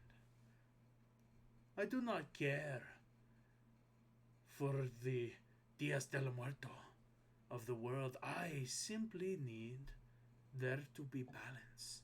And you see at this point, he kind of flicks the sickle and catches one of these coals right on the blade. Everything has its time, my friend. You learned this the hard way. Even a world has to end eventually. And you see with a whooshing, kind of flicks the sickle back over his hand and quickly sheathes it, and the coal falls and ground back into the pit. The wolf kind of smirks. I see that you are taking the road east out of the Black Forest. And? Nothing. First, some things I want to talk about. Of course, everything ends. It would not be a good story if... I think that's what I learned the most. It would not be a good story if things kept going on forever. But with this cleansing, it doesn't give people the opportunity to have their stories come to fruition. It takes them early. It takes their agency. You see, the wolf kind of shrugs. Just, that's life. That's death. Could there be a way that we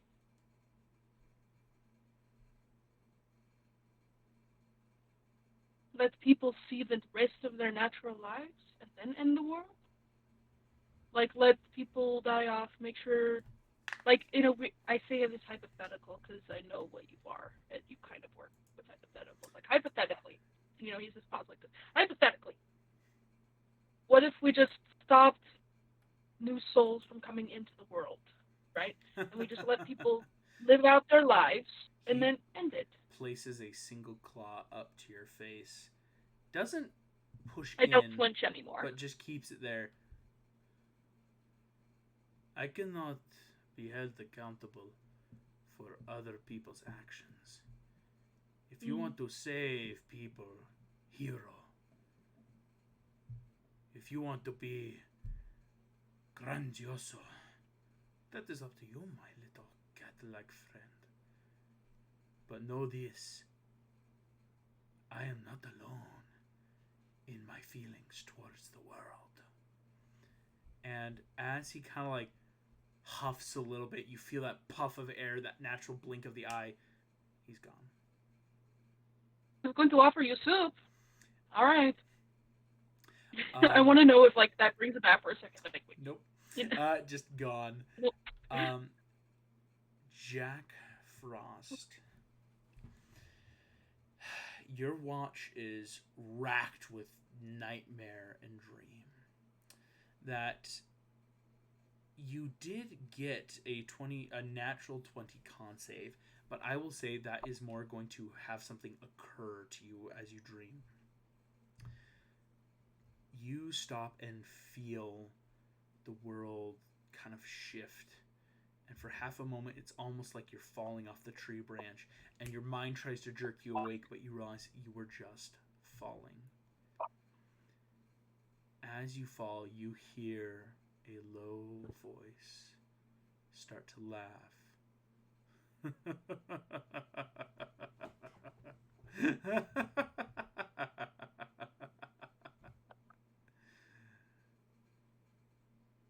Where are you going, little guardian? I'm falling. As soon as you say you're falling, Jack, suddenly you're not. It's that abrupt, you're standing in a place you've never been before, but everything seems tinted red. Scarlet dust rises, and the ground and sand and rock seems red. And looking into the sky, you think you see the earth, the globe, and realize you must be on the moon. Wow, well, I've always wanted to be here. Where are you? Where I've always been. And Jack, it's that classic turn to look, and as if coming out of your own shadow, Pitch strides out. Now, you've seen Pitch before, you know, that very gaunt, slicked black hair across his scalp, very pointed, skullish gray face.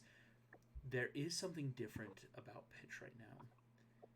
Pitch is carrying what you could assume to be some sort of large, jagged knife, bound in black leather and bone to the hilt. But what catches your eye is the metal, which the metal does not seem to be of this blade. In fact, I will say, make me a perception check on the kind of almost daggerish short sword he seems to be holding. 21. 21. Jack, this sword, or rather, shall I say, dagger, comes from a different sword. It's as if someone took a broken bit of metal, like a broken sword, and bound it to create the weapon Pitch is holding. Okay. As Pitch takes this, he kind of twirls it into his fingers and slips it into his cloak. The 21, he doesn't keep it around. I must thank you, Jack. He outstretched his hand. None of this would be possible without you, my boy. Without your cowardice, your ignorance, your stupidity, I could never have begun my glorious, glorious work. And yet, I'm still here. Because you amuse me, Jack. And he does that very gross Pitch thing where he kind of like blends into the shadow as you turn and appears somewhere else. I'm curious to see what you will do with the world I'm about to create. You've allowed me to take the first step. I have silenced the voice of the moon. The other voices have been silenced before this time, and now I only need but a few things to finish the party. And at this point, you see Pitch is looking at you very intensely, Jack. And even on a passive insight, he's kind of scanning you for something. You're not sure what, but it's very much he's looking you up and down, kind of like looking at you to see what you have. Mm-hmm. I pull out my broken staff pieces and I'm like, this is all I got. This is all that you left me with. It kind of rolls his eyes. Good. Keep it as a reminder. What I am looking... I will. you see Pitch just kind of smirks. I will say, from what I understand, you and your friends are having quite the little nap in the Black Forest. Dangerous place to sleep. You never know what might find you out in those woods. And you see Pitch kind of smirks and slowly melts away into the moon. I will say, if there's any last checks you want to make before this kind of weird dream ends, you can make it for me. Can I think, does it feel like some sort of me is like actually here, or like there's some sort of arcane thing that's like, there's a part of my essence that's actually on the moon? Yeah, go ahead and we'll call it an Arcana check. I'll say you have advantage because you've had these kind of weird out-of-body experiences before. This isn't like anything new. Okay, that's a nat 20 on that 19. I have a -1 to Arcana. -1. Jack, you think Pitch did very much indeed draw maybe a portion of your mind, we'll call it, that you, in some capacity, are here, but will soon return. Okay, I'm going to kneel down and scoop up as much moon dust as I can before I get taken back. A little bit of moon dust, like grab, I'll say, yeah, you can easily grab, we'll call it 3 rocks and moon dust, like sizable enough. Jack waking up on your tree branch as Pitch's laughter, because he can see you scoop up, just grab the pieces of your dead friend. Grab them and strive and grasp at sand, Jack. As that That's final... all that you have to play with. And then I wake up. Wake up, yeah, a little bit in your hand. And so you have a little bit of moon rock and sand with you. And it is still very much red. Perfect. Megamind, you have a really good sleep, my guy.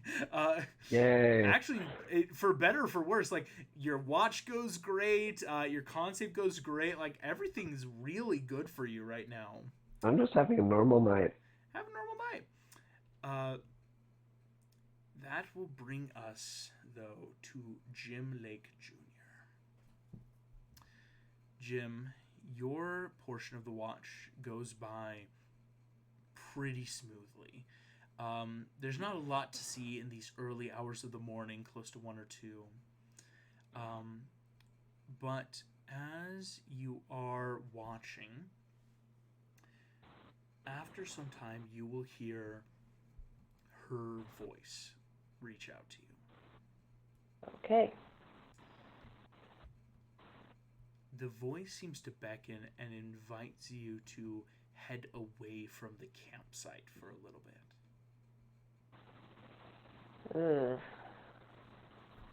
I don't think that's a good idea. What's the worst that can happen?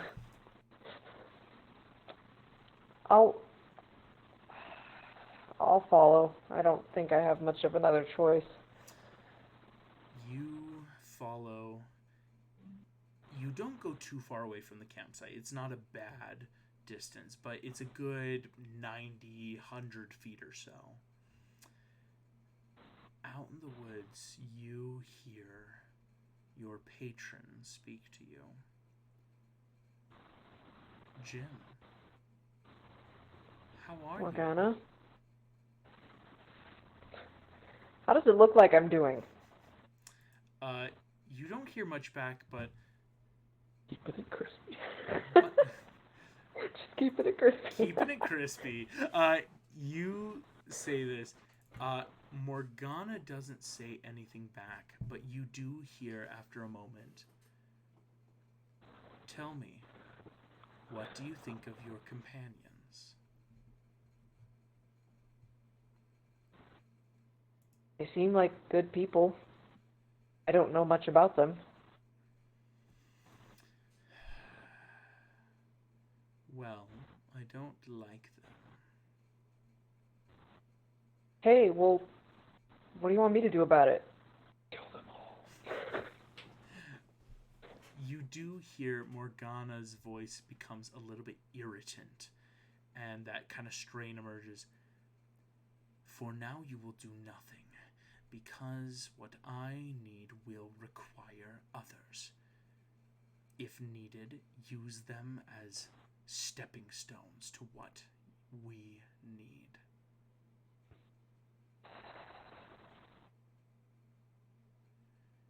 Maybe I could just work together with them? Please. Do you know what friendship gets you, Jim? Do you know what trust gets you? Oh. It gets you locked in a stupid rock for centuries. Now. Okay, I get it. Like, you got hurt, but my friends are the only reason that I was able to survive so long. Can we try it my way? I'll allow it for now. Here's Thank what you. you must do. I sense that you are heading eastward of the Black Forest. If my calculations are correct, you should be advised that currently, still many thousands of miles eastward, up towards the crags in the north of the continent, lies an interesting archmage who might be able to enlighten you all about your current predicament. But here's what I need from you. Currently in the Black Forest, there is travelers, for lack of a better term, who hold something that I need. And that would be? Well, just imagine a sword, only broken. I need the... One of these persons is holding a broken hilt. Get that sword, and I will do the rest. Nobody just asked you for clarification, so I'll look for them. Don't worry. Your paths are sure to cross at some point. Perhaps not soon, but you both will be in the Black Forest for some time. We need that sword gem. Once I have this, I can continue on with my goals, and I might even consider releasing one of your friends. I'll look for the sword hilt. Good.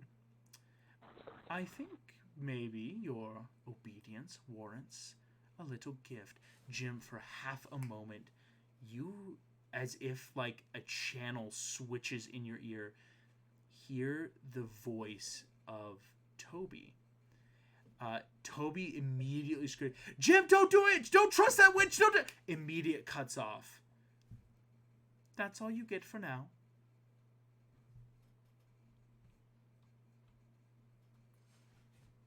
I'm sorry, Toby, I don't have a choice.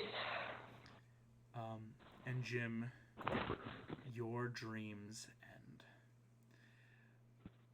Wallace, quite like Megamind, you actually have a pretty decent evening for the most part. You and Gromit have a really good night.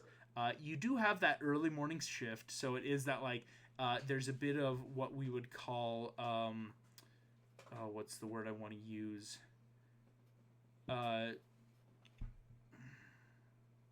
It's almost like you and Wallace have a moment. Ooh, my camera just went off for a second. Oh, I'll get it back in a second. You and Wallace have that like wake up in the morning, a bit of early tea and cracker and cheese, like have a really solid like, you know, like yeah, it's like 5 a.m., but this is nice. Okay, this is nice. And as you find yourselves getting ready. Oh, there we go. I didn't realize I hit my hotkey to turn off my camera.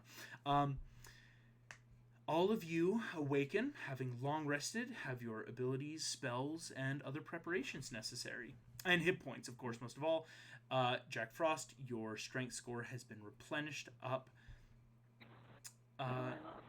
And what I would say is, as you are all waking up in the morning, are you all ready to once again begin the travels through the Black Forest? Sure. What could possibly go wrong? What could possibly Yes. go I wrong? need to Yes. exit so you can autopilot Wallace and Gromit. Maybe Wallace just needs a nap and Gromit carries him or something. Wallace isn't used to the early morning, so Gromit will help carry. Okay, cool. Awesome. Thank Thank you, you guys. so much, See Izzy. you. Bye. Bye. I immediately kill Wallace. No. Fireball, fireball, fireball. No. Wallace I don't awakes really and do anything in scrolls. particular, but you do notice when we wake up that Little's coloration has changed and now has red streaks all down his body. Gotcha. And it occasionally just farts and burps a little bit of fire. Yeah. I feel that. Honestly, that stew last night had a bit of chili pepper in it. Like, it was a bit spicy. Exactly. And for the group, though, I'd say a good chunk of us are nocturnal. Should we stick with the day-night schedule or go with the night-day kind of thing, you know? It's actually a fair question. That is an excellent question. I would prefer I'm to go happy by either night. way. I'd rather go by night because then I don't have to wear my cloak. It's starting to stink. I tend to be more alert at night.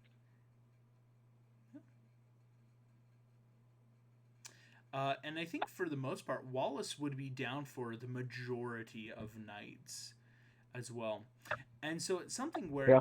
if you guys want to, it's like you could, I wouldn't say like not travel today. It's that like we're just going to sit and wait for the night to fall again. But it's that like you could like more or less Slowly. soft travel like just a little bit and wait till the evening to really kind of hit the ground running, so to speak. For sure. Kind of That works slowly great. switch our sleep schedule. Yeah. Yeah. So as you guys kind of like making that like, yeah, we can move a little more nocturnally for the most part. What I would ask is this. Can we have just another group survival check? I'll help make the roll for Wallace. As we're heading off through the next portion, you are about to hit, shall we call it, the safer portion of the woods. Because you're actually, oh my gosh, 26 for Wallace. Yikes.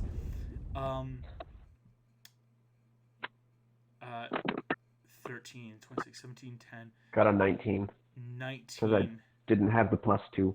Ah, thank you so The much. dice Frank. on mine fell and didn't roll, but I got a 3. Nice. That is, though, majority success again for a overwhelming success. You guys are able to move safe enough through the Black Forest again through the day. Easily able to avoid most of the, shall we call it, larger scale things. Every so often, there is off in the woods something that moves that seems rather big or dangerous, and all of you are able to work together, take moment and necessary note of, hey, maybe we shouldn't just like tempt fate, is the word I'll use. As you all move, I will say the day will pass very quickly because of this plan of let's wait more till the night. And as the night falls, you can all be ready to really hit the ground. What I will say is this now. With night falling, I actually will need a group nature check.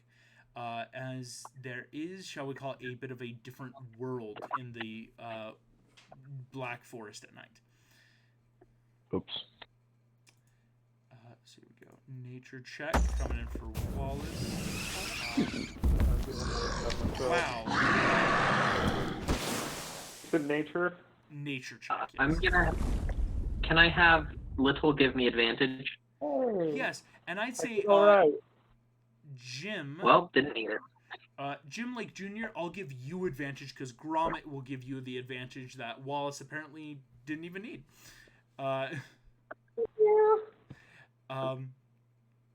It helps. I mean, you guys have like 2 companions right now, so to speak. That's much better. Megamind still coming in strong with the 10. Jack Frost 16. Jim with an 11. Wallace with a nat 20. RJ with a 17. And Jack Frost with the. Oh, you already. Yeah, I see what you're saying. That was my next. Or not initiative, advantage. Excuse me. Time is passing very quickly because now we are in the nighttime. As Jim, you have a lot more freedom of movement because you're not fully cloaked anymore. Puss in Boots, RJ, it's that, yeah, we are creatures of the night. It's much easier to work. Even Jack Frost and Megamind, I think you're finding it's that, like, in the daytime, a lot of things are awake and moving. It's at least at night, there's probably very few things to have to worry about. And I'm gonna cast Long Strider on. I believe it can affect. Actually, I think this only affects one person. Never mind. Yes. I'm not gonna do that. I'm gonna change that spell. Yeah, Long Strider you have to upcast to hit other people, or cast it multiple times, I should say, to get more than one. As you all head through the woods, however, I would ask, could Jack Frost, would you be so kind as to make me a perception check? And I'll say, Little can't help you yet, as this is something only you could, in theory, see. Okay, that's 12. Ooh. All right. These digital dice are doing me dirty. Honestly. Yeah, I wasn't expecting it to go so bad to start off with, but Let's look out the dice I have selected, but continue. yeah.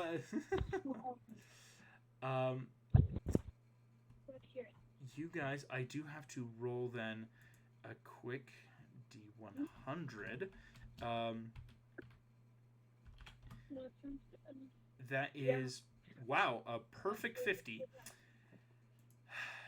Jack, as you make your way through the woods, all of you moving at a pretty quick pace. Again, RJ tree to tree, Jim marching along, Megamind and Puss, moving through. Jack, out of the corner of your eye, a dark, shadowy figure moves through the trees. As it does so, you stop. There is no moon tonight because thick cloud cover has started rolling in over the black wood. And indeed, it is now this chilly air where frost is starting to seep off of the ground, almost in that wispy, smoky fashion. But it is not shadow that you see move beyond the trees. It is something a little more corporeal off in the distance. Oh, good. Oh, RJ, you just gonna kill it for us? That was way more than I thought it would be. I am so sorry about that. So RJ just erupts into an eldritch creature, does 5,000 points of damage. We move on. Can I have light? I rolled 20 d20, 12 d12, 100 d100. One of each to get rid of the dice curse. Yeah. Here we go. Oh, does that work for you or just all of us? It was for all of us. Okay. Appreciate We'll see it. how that goes. But yeah, can I cast light? I can't really target a creature with it, but can I target like right beside it, just to try to truly show us what it is? For sure. I think I'd scoop up a snowball out of nowhere and throw it. Just this snowball kind of bursting in that light, you stop as there is a large beast now illuminated by your eyes. A hulking figure that seems to be now very humanoid with hands pressed against the earth itself is starting to shake a little bit as the light now affecting it from that snowball. It shakes its head, turns. DK. You see Is it a bunny? a large, what we would call an ape. But here in the Black Forest, these are just, for lack of a better term, monstrous primates. So we'll call them apes just for our stuff. They really don't have a name. They're just these kind of like hulking nocturnal creatures that come out at night. Gorilla bear. As it hits you, as it hits you, as you hit it with light, I would like everyone to go ahead and roll me initiative. No way I could sneak in another action as... I would say, unfortunately, no for the most part. I think you've kind of already alerted it with the light. Fair. Here we go.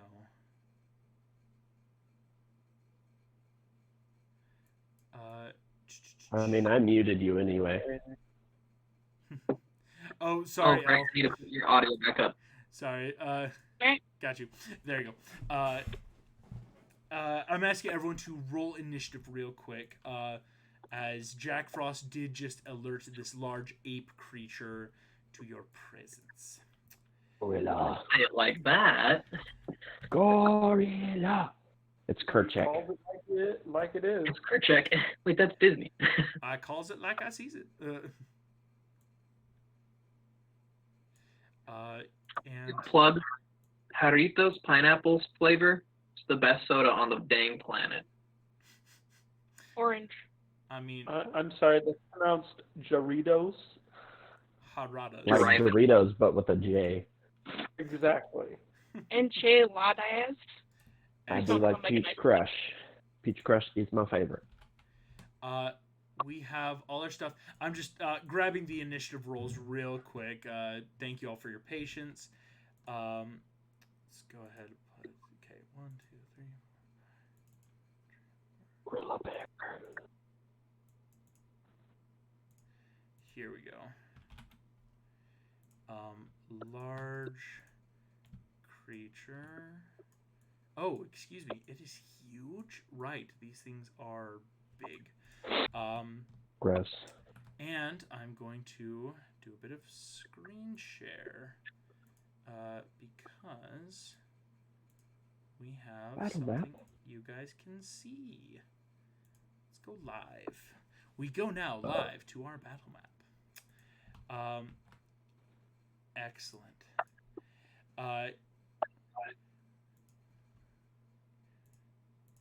RJ had a 21. Jim, you had a 13.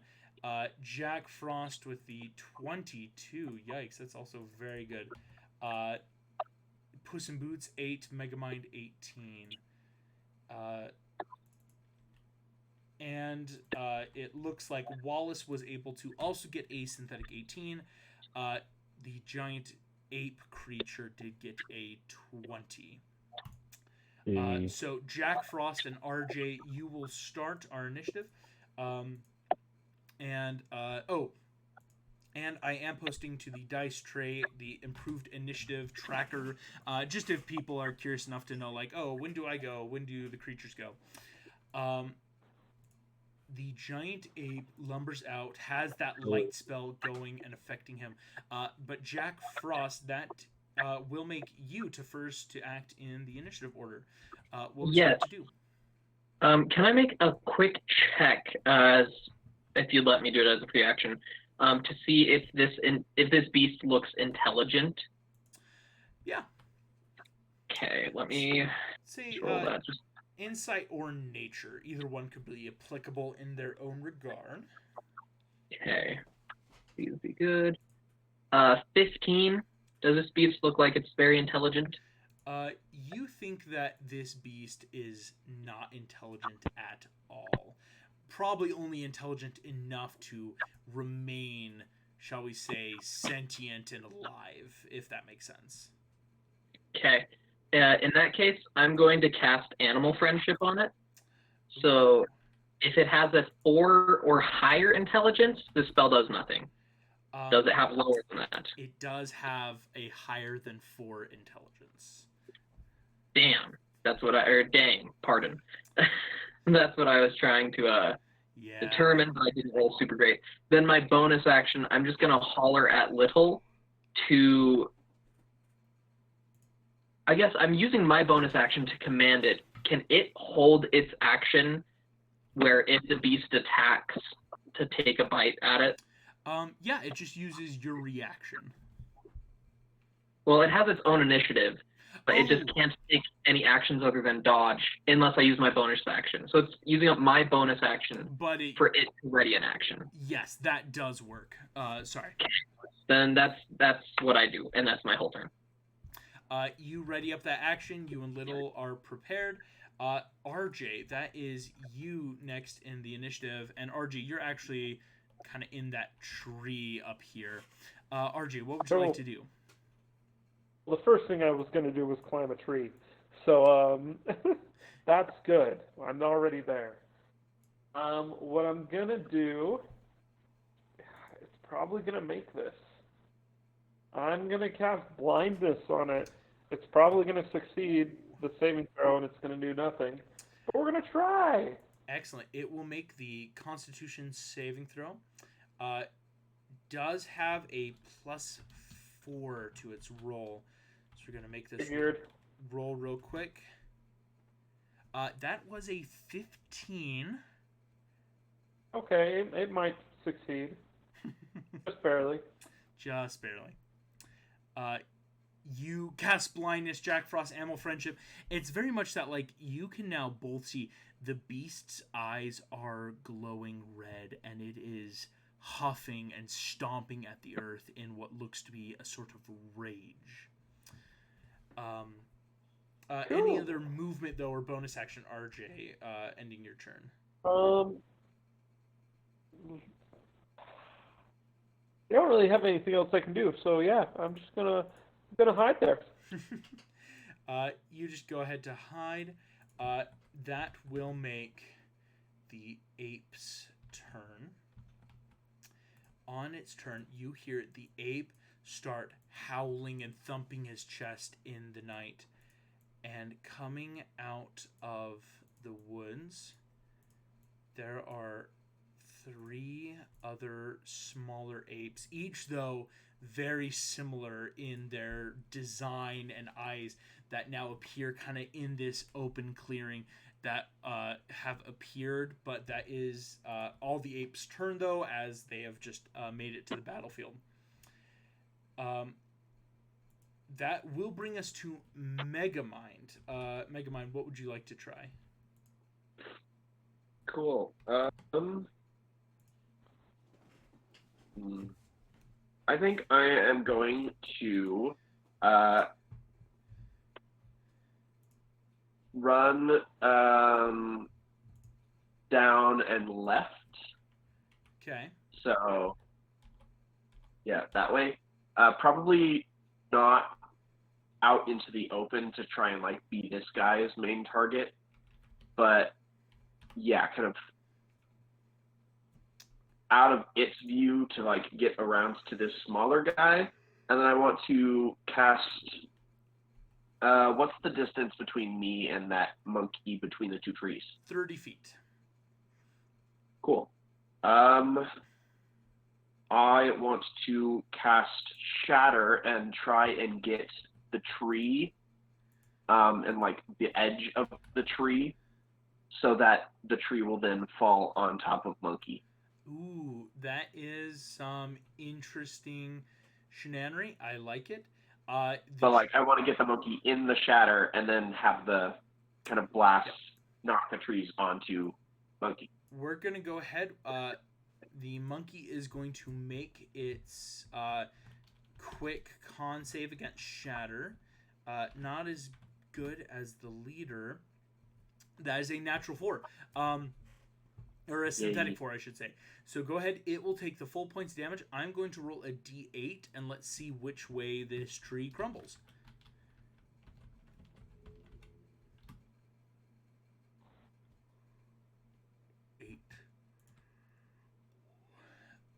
Or excuse me, a d8, so 4. 1, 2, 3, 4. Unfortunately, the log is only going to fall diagonally next to the ape. As the tree shatters, it does not fall and crush, but this ape does take the full 15 points of damage, Megamind, and is looking horribly bloodied on death's door as boom, shatter erupts around the clearing and throughout the still night air. Cool. And was that like my full movement kind of a thing? That was your full movement to get you in range. Okay. Bonus action. I'm going to use... Who's next in the order? I don't have the...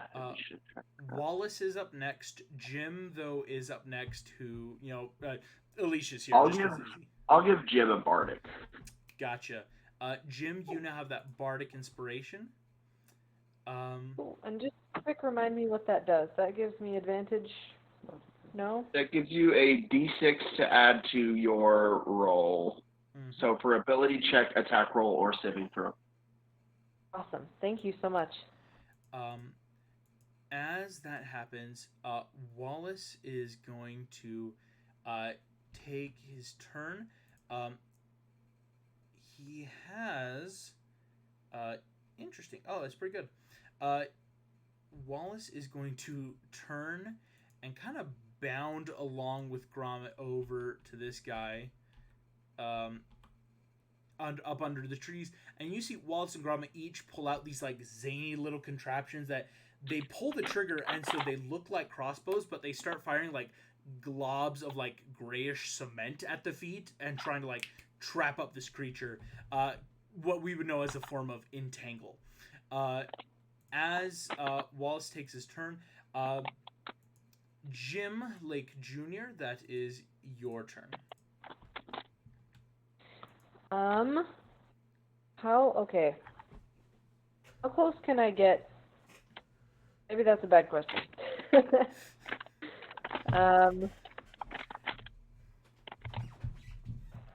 Sorry. You're good. I just have a hard time remembering what my different spells and abilities can do. Yeah. Because there's kind of a lot of them.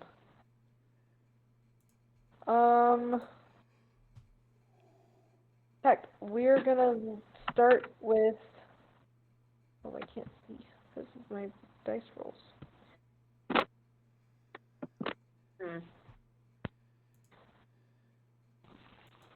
Oh, I can't. Okay, that doesn't help me. Never mind. We're gonna do Guiding Bolt. Excellent. Guiding Bolt. Just at the first big ape that appeared? Yes. Yes. Yes, please. Go ahead. Roll to hit. Okay. That's just a d20, yeah?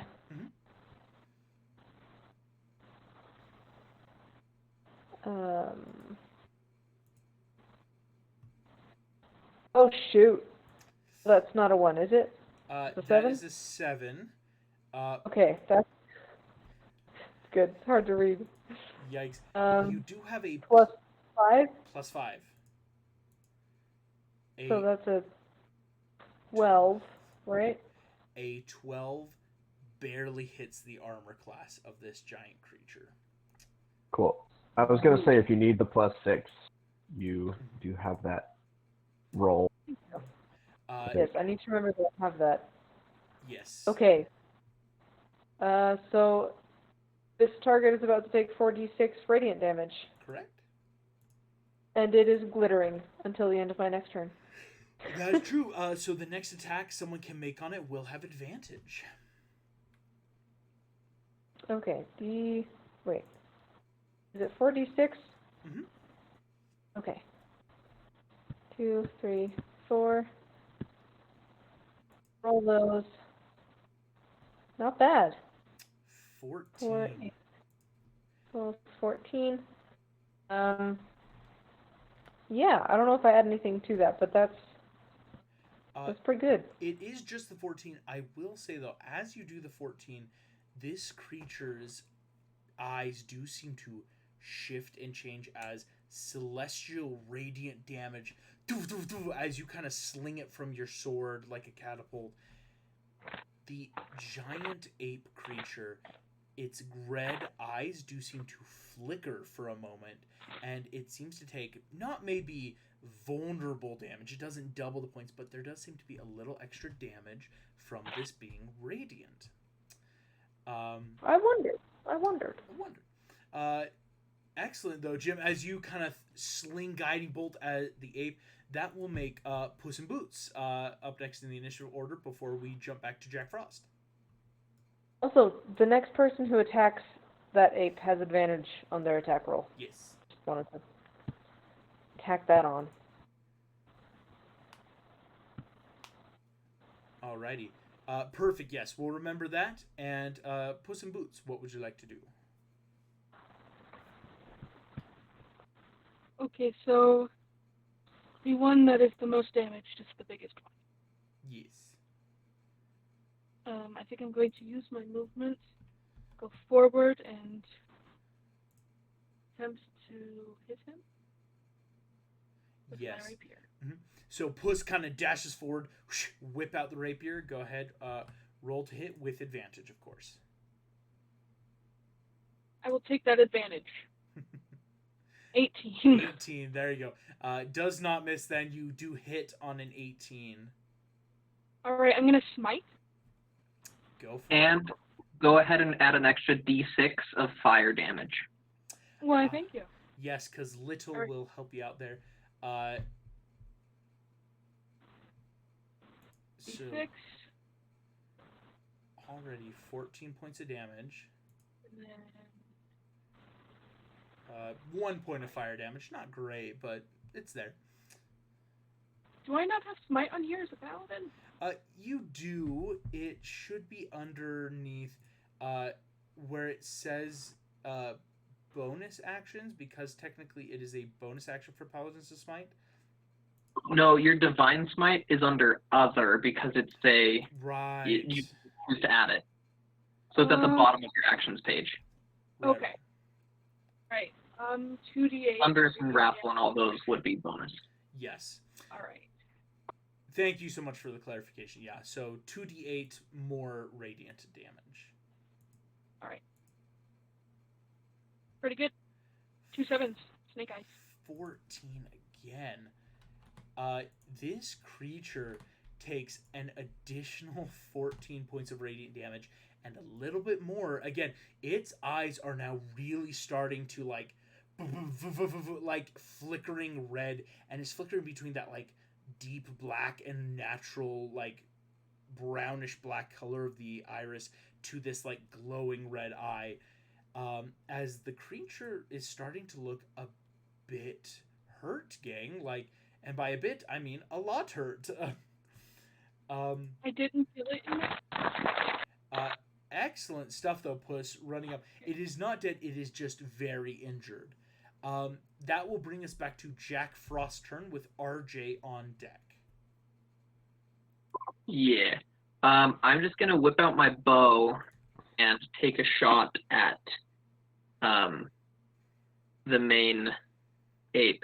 And I'm going to use my sharpshooter, so whatever I roll, it'll be -5 to the roll. Mm-hmm. So, just stating that now. Smart. I like it. Oh, well, I can't... Yeah, so that's a 5 to hit. 5. So, I missed. Arrow goes off. It hits the ape and just kind of like thuds into the shoulder. And that's about it. It's like, this is a bulky creature that can just absorb damage. Well, and then I'm going to have a little fly in next to Puss in Boots and take a chomp, or I guess it can't fly yet, but run over Yeah. listen to it and take a bite. Yeah. So let me just remind myself. Okay, so it's going to be a d6 plus 2 fire damage if it hits, and it's a +3 plus proficiency bonus. Heck So it's a +5 for him to hit. Yes, it is. So that's a 24. Whew. Jeez. Good And stuff. then his attack. So that's 3 plus 2 fire. Or wait. It's 1d6 plus 2 piercing damage plus my proficiency bonus of what elemental damage. So it's actually, oh no, what did I roll? Good God. Well, 3 plus 2 makes, so it's a 5 piercing with an additional 2 fire. Yes. 7 points of damage altogether. As again, this creature now looking severely hurt as Little kind of comes in. This terrible terror, like very gecko, runs across the ground and just and chomps on the underarm.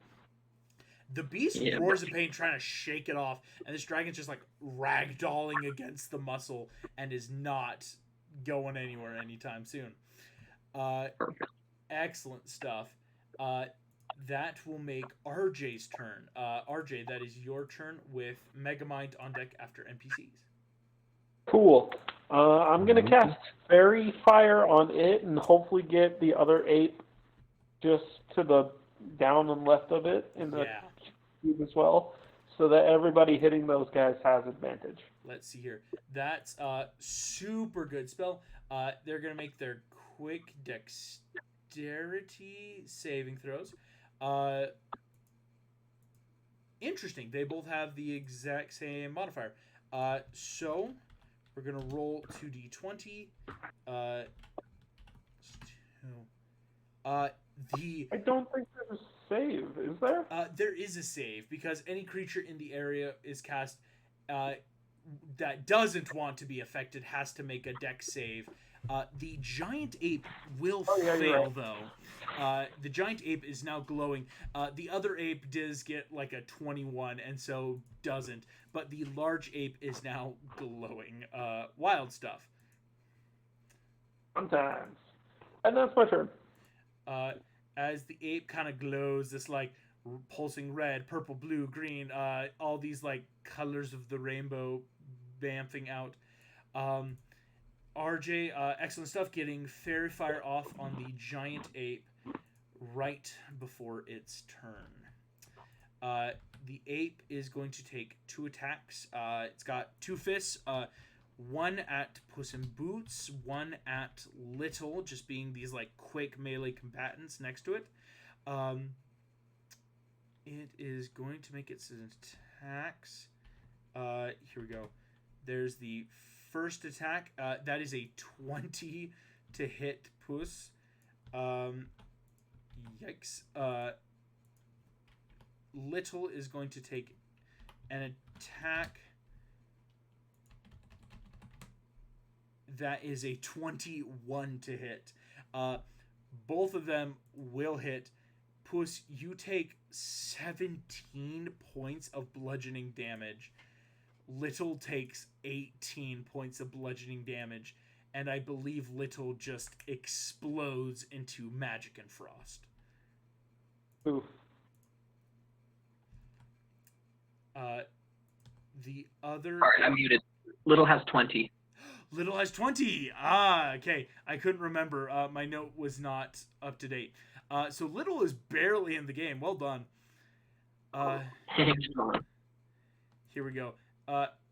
There is one ape that does have 5, 10, 15, 20, 25. Is going to run up to Wallace, Megamind, and Puss. It's going to take... I'm just rolling these quickly, D&D Beyond style. Here we go. 1, 2, 3, 4, 5, 6, because each of them take 2.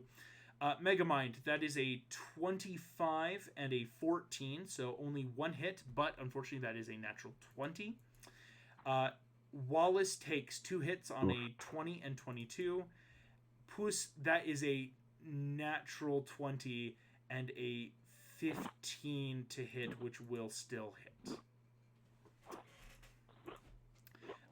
Megamind, you So, take... Mhm.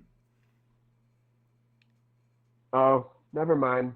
I was gonna say I'd like to cutting words, one of those, but it says I have to do it before you announce the results. Yeah, it's one of those abilities where it's like you got to make sure to say it like ooh before we get to it.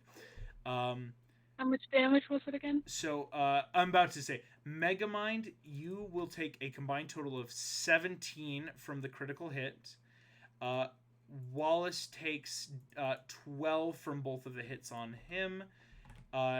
Puss, the critical hit is going to deal you 14 points of damage, and 4 other just points for 18 total as the apes come up and boom, boom, boom, boom, boom, just start knocking you as hard as you can into the ground. I'm down. Puss, you are down. That will then finish the ape's turn. Megamind, that is your turn. Oof. I'm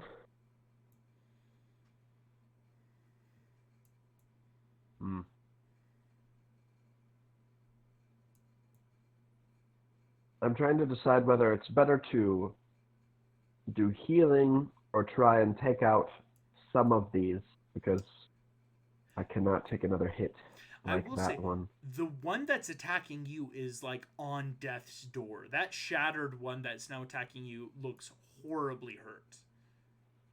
Yeah. But I wouldn't be able to heal and... Or... If you have a healing bonus action, and then you could take like a physical attack. Oh, that's true. Yeah. I'm going to healing word at second level Puss.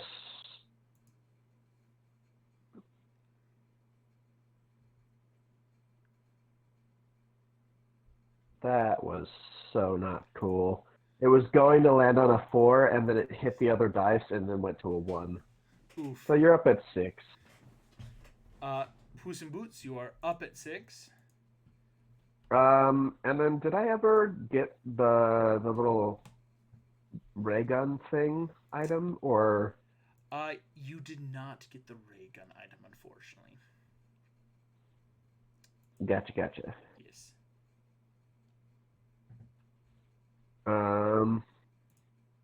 Then I'll just shoot it in the face with the crossbow. Gotcha.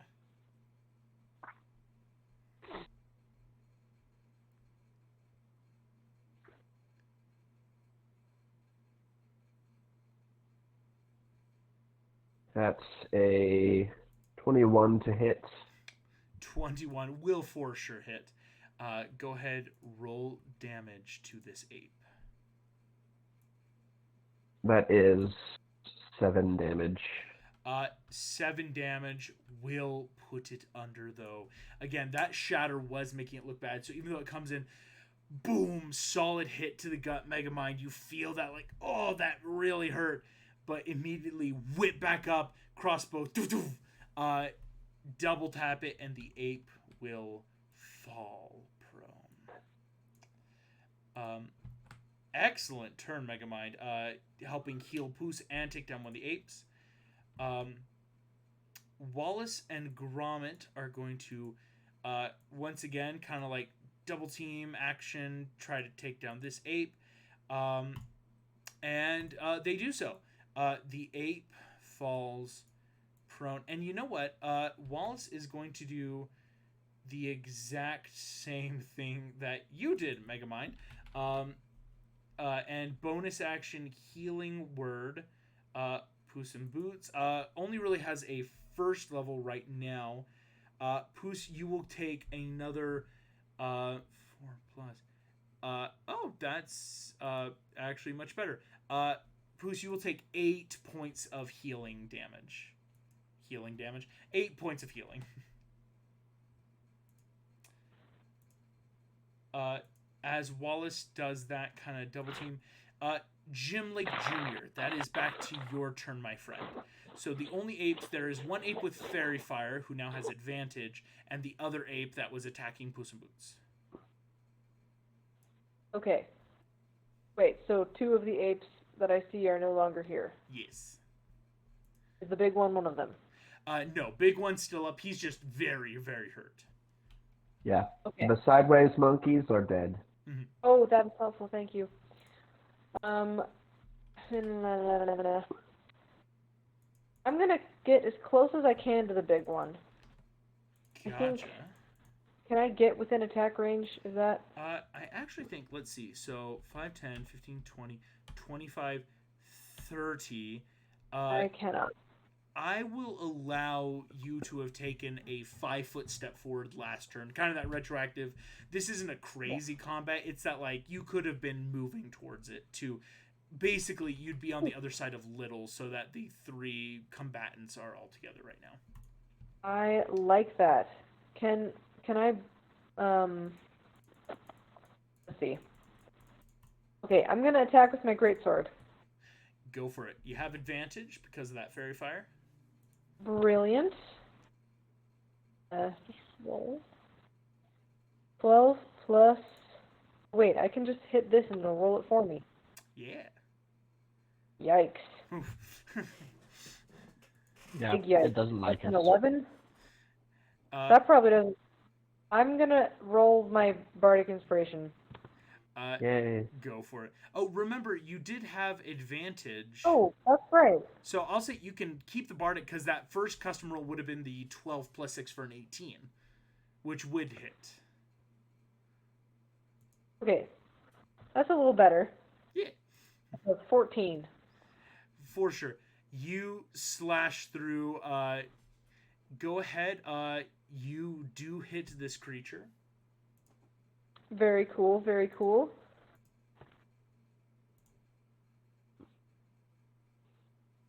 I clicked the little... Oh, there it is. 5 and a 4. So that's a 9. Plus another 4. That's a 13. 13 points of damage. And I will ask Jim, just like Puss in Boots, do you want to use any smites on this guy? No smites, but I do want to bonus action Siphon Red Starlight. Ooh, yes. Excellent stuff. I don't 13 know where that... of damage are going to still hit the creature, who I will say already the ape is looking bloodied right now. As that happens, though, you are now radiating red star energy, which is wild stuff that's going to give you, goodness gracious, you're shedding light. Any creature that hits you will take damage. It will double. Yeah, this is gross. It's a good thing though. Again, and it's, I will say, Jim, a lot of this is the amulet. You know, that suit eclipse red is starting to glow. Good gravy. That's a lot of damage, which sucks because you know the ape's probably gonna hit you or Puss. But I will say, Jim, excellent as you run up. Eclipse now glowing, slashing down the ape. Puss in Boots, that is your turn as you are now back up at 14 hit points total. You're muted. I am now unmuted. Yes. So, I am up enough to fight. I am going to stab. Granted, the ape closest to me. I was going to go for the big one, but I see that the tusked person is on the other one, so I will attack that one.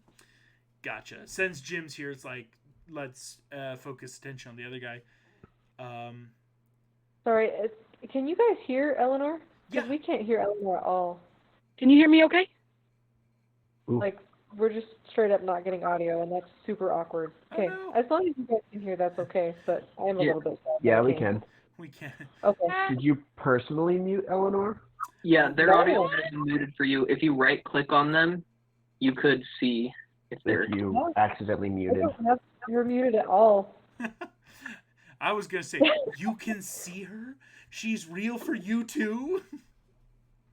Yeah, no, I'm able to see everything. I just can't hear her specifically, and it's really weird. No worries, that's wild. Can you hear me now? Yes. Oh, Yes, I can. Yay! Yay! Or it's just Thank being you, done Verizon. now. Sorry. excellent. Okay. Puss in Boots, Cool. that is 13 to hit, which will hit this ape creature. Good. I rolled a 6. Yike. Yeah, so Puss, Cool, you and I'm gonna smite him again. smite this Or other do creature smite him again. for sure. Yeah, because 15 damage almost downed him, and then I did 7 more, and the little one was down. So 12 points of damage to this creature, Hold on, I'm smiting him. and the smite Okay. for further 8. Enough to down 20 total points of damage. Puss, nice. you whip back up. It's that very cat-like, like almost acrobatic. You flip back onto your feet, grab the rapier, and right before the ape brings it down, and just straight up and through the chest, as the ape kind of tumbles to the ground and is lifeless. I have a real life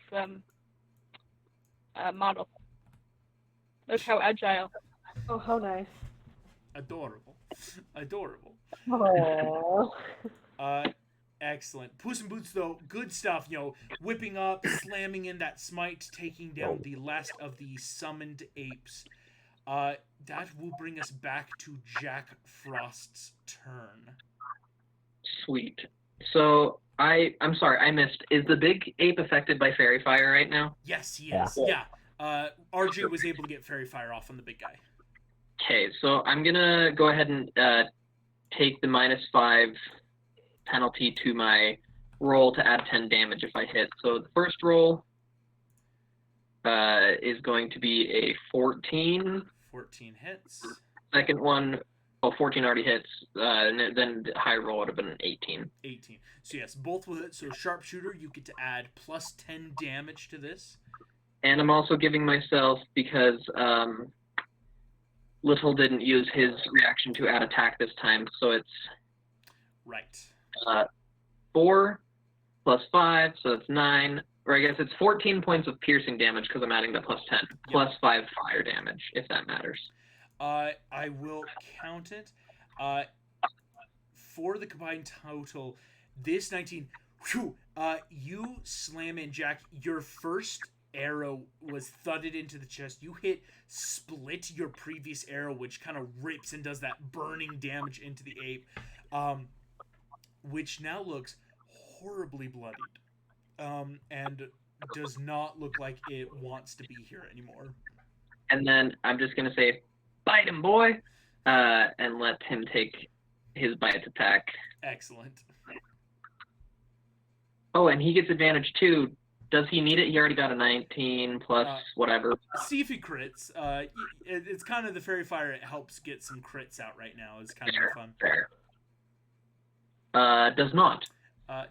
Very much so. On a 2, does not. But a 19 plus the 3, yes, will hit. And then I think I lied to you last time. I don't think he does the elemental damage when he's just taking his regular bite. So Okay. I'll just roll the d6 plus proficiency, Gotcha. which is 8. Still 8 points of damage. The ape is looking horribly bloodied and is roaring in pain. Jack, is you and Little arrows flying off, Little just nipping in and out. Jim and Puss in Boots are now cross swords, like fighting against these giant arms as Megamind and Wasp take these down. Which brings us back to our tiny little raccoon friend in the trees. RJ, that is your turn again. Okay. There isn't much that I can really do other than, I guess, is there anyone near the giant ape who needs healing? Currently, Puss is still at about 14 hit points. Megamind is very low, I would say. Megamind definitely got hit pretty hard and hasn't got... I'm at 6. Yeah, Megamind's still at 6.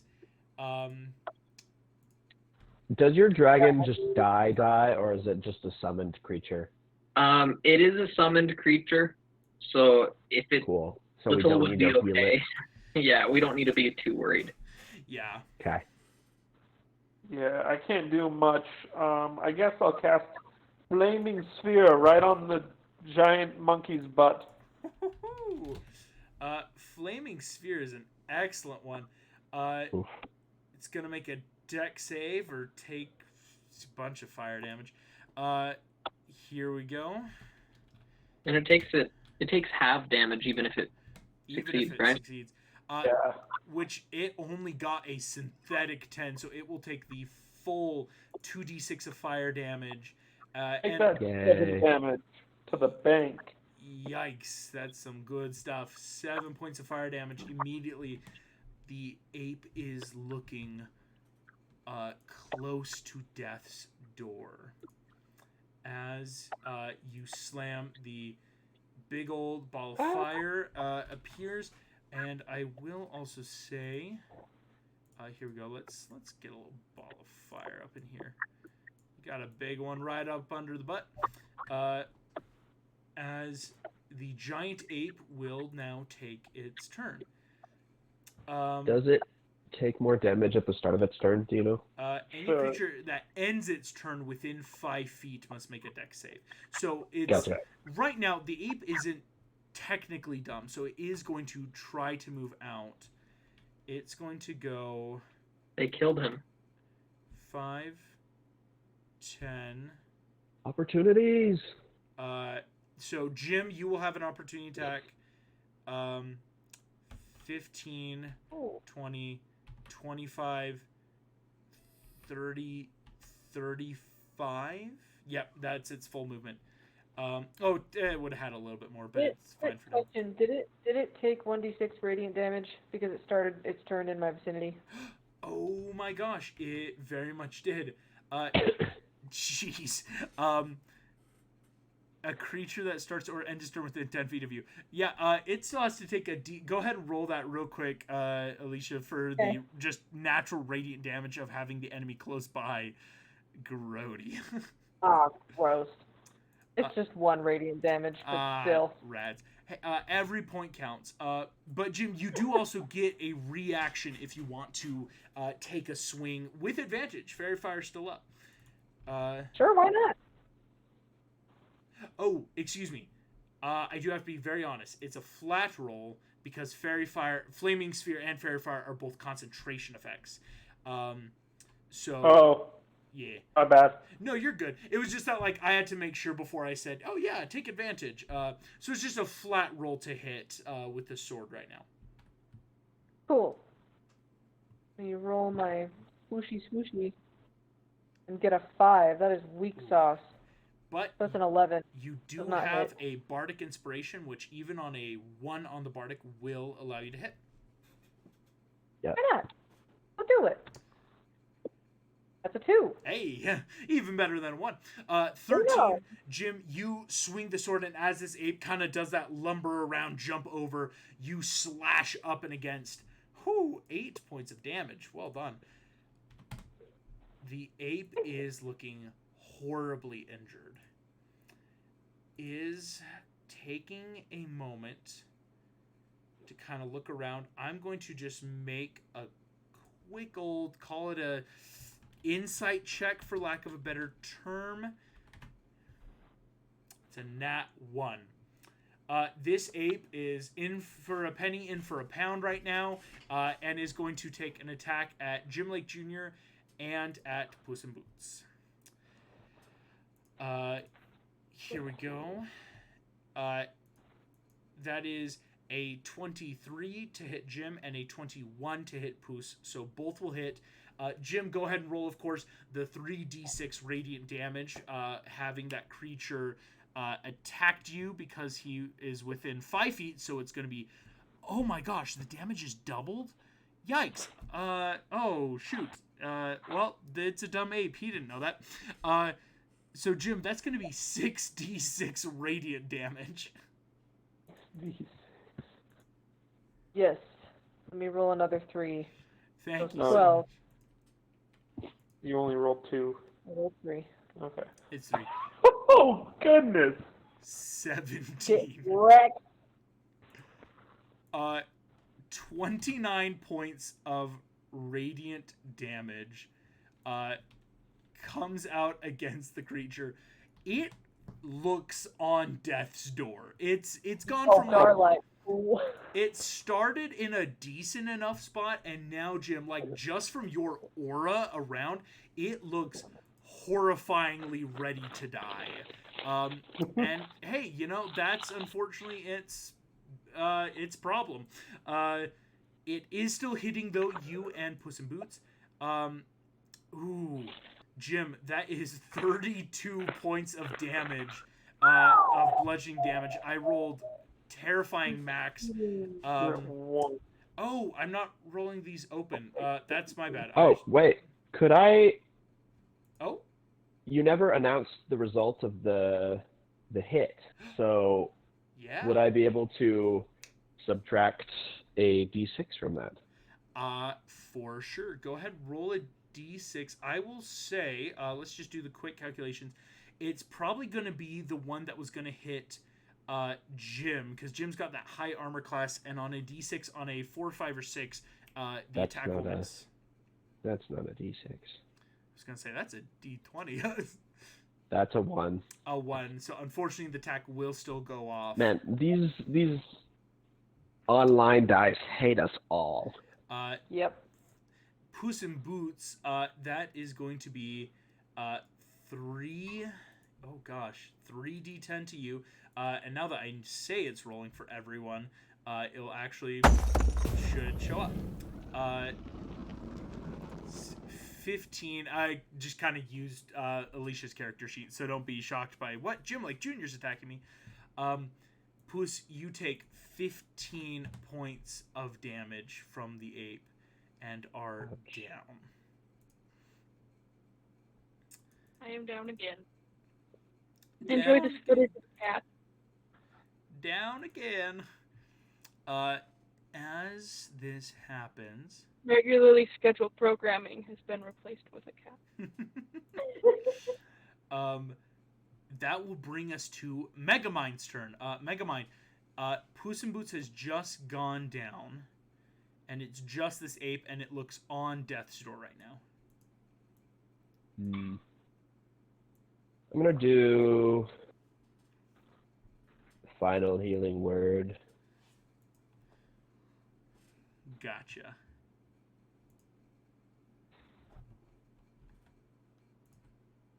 Eight. Puss, you just are immediately back up. It's not like down, up, down, up. And then I'm going to shoot it in the face. Go for it. Roll to hit. 13. 13 barely hits. Go ahead and Yay. roll crossbow damage. Is this a weapon attack? It's a melee ranged attack. But he's using a weapon? He is using a weapon. Add a d6 of fire damage. Cool, because I rolled a 1 on the damage die. Oh, no! Again. Nice. Why? Oh, 2. So, 6 damage. You slam So crossbolts dumb. into the ape. The ape is still up. It's so dumb. I Actually, rolled barely. basically the lowest I could roll on all of the... On a scale of 1 to 10, his hit points are so low.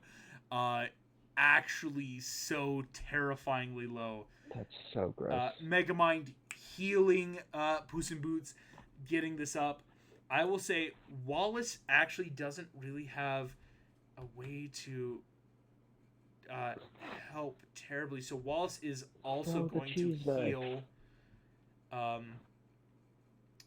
Puss in Boots. Wallace is going to heal you for a grand total of 9 points of healing damage. Good stuff. 9 healing damage to Puss in Boots. So Puss in Boots, you are thankfully back up again. And what did Megamind give me? Megamind got you 8, so you're at 17. Okay. Sorry, I didn't hear the 8. It cut out when I got you. said the... Jim Lake Jr., that is your turn. We're just gonna stabby stab this sucker. Stab him. Go for it. Put this poor guy out of his misery, seriously. I will say, Jim, you and this creature have one of your stats in common right now. I won't let you know which one, but take a wild guess what you and the creature have in common. 14 hits for sure. Fantastic. Does minimum damage do it? I will say, Jim 14. Lake Jr., how do you want to do this to the creature? Oof. I mean, he's pretty tall. I'll probably try to run under him and get him through the heart. Yeah. Quick and as painless as possible after everything we've put him through. I think that's so cool. You know, RJ lights the fire and the ape leaps over you all. Jack Frost and Megamind each, throwing arrows, keeping him up. Jim, you run baseball slide under, and with the hilt of your sword, right up and into the heart as the ape gasps one last breath and falls to the earth, never to rise again.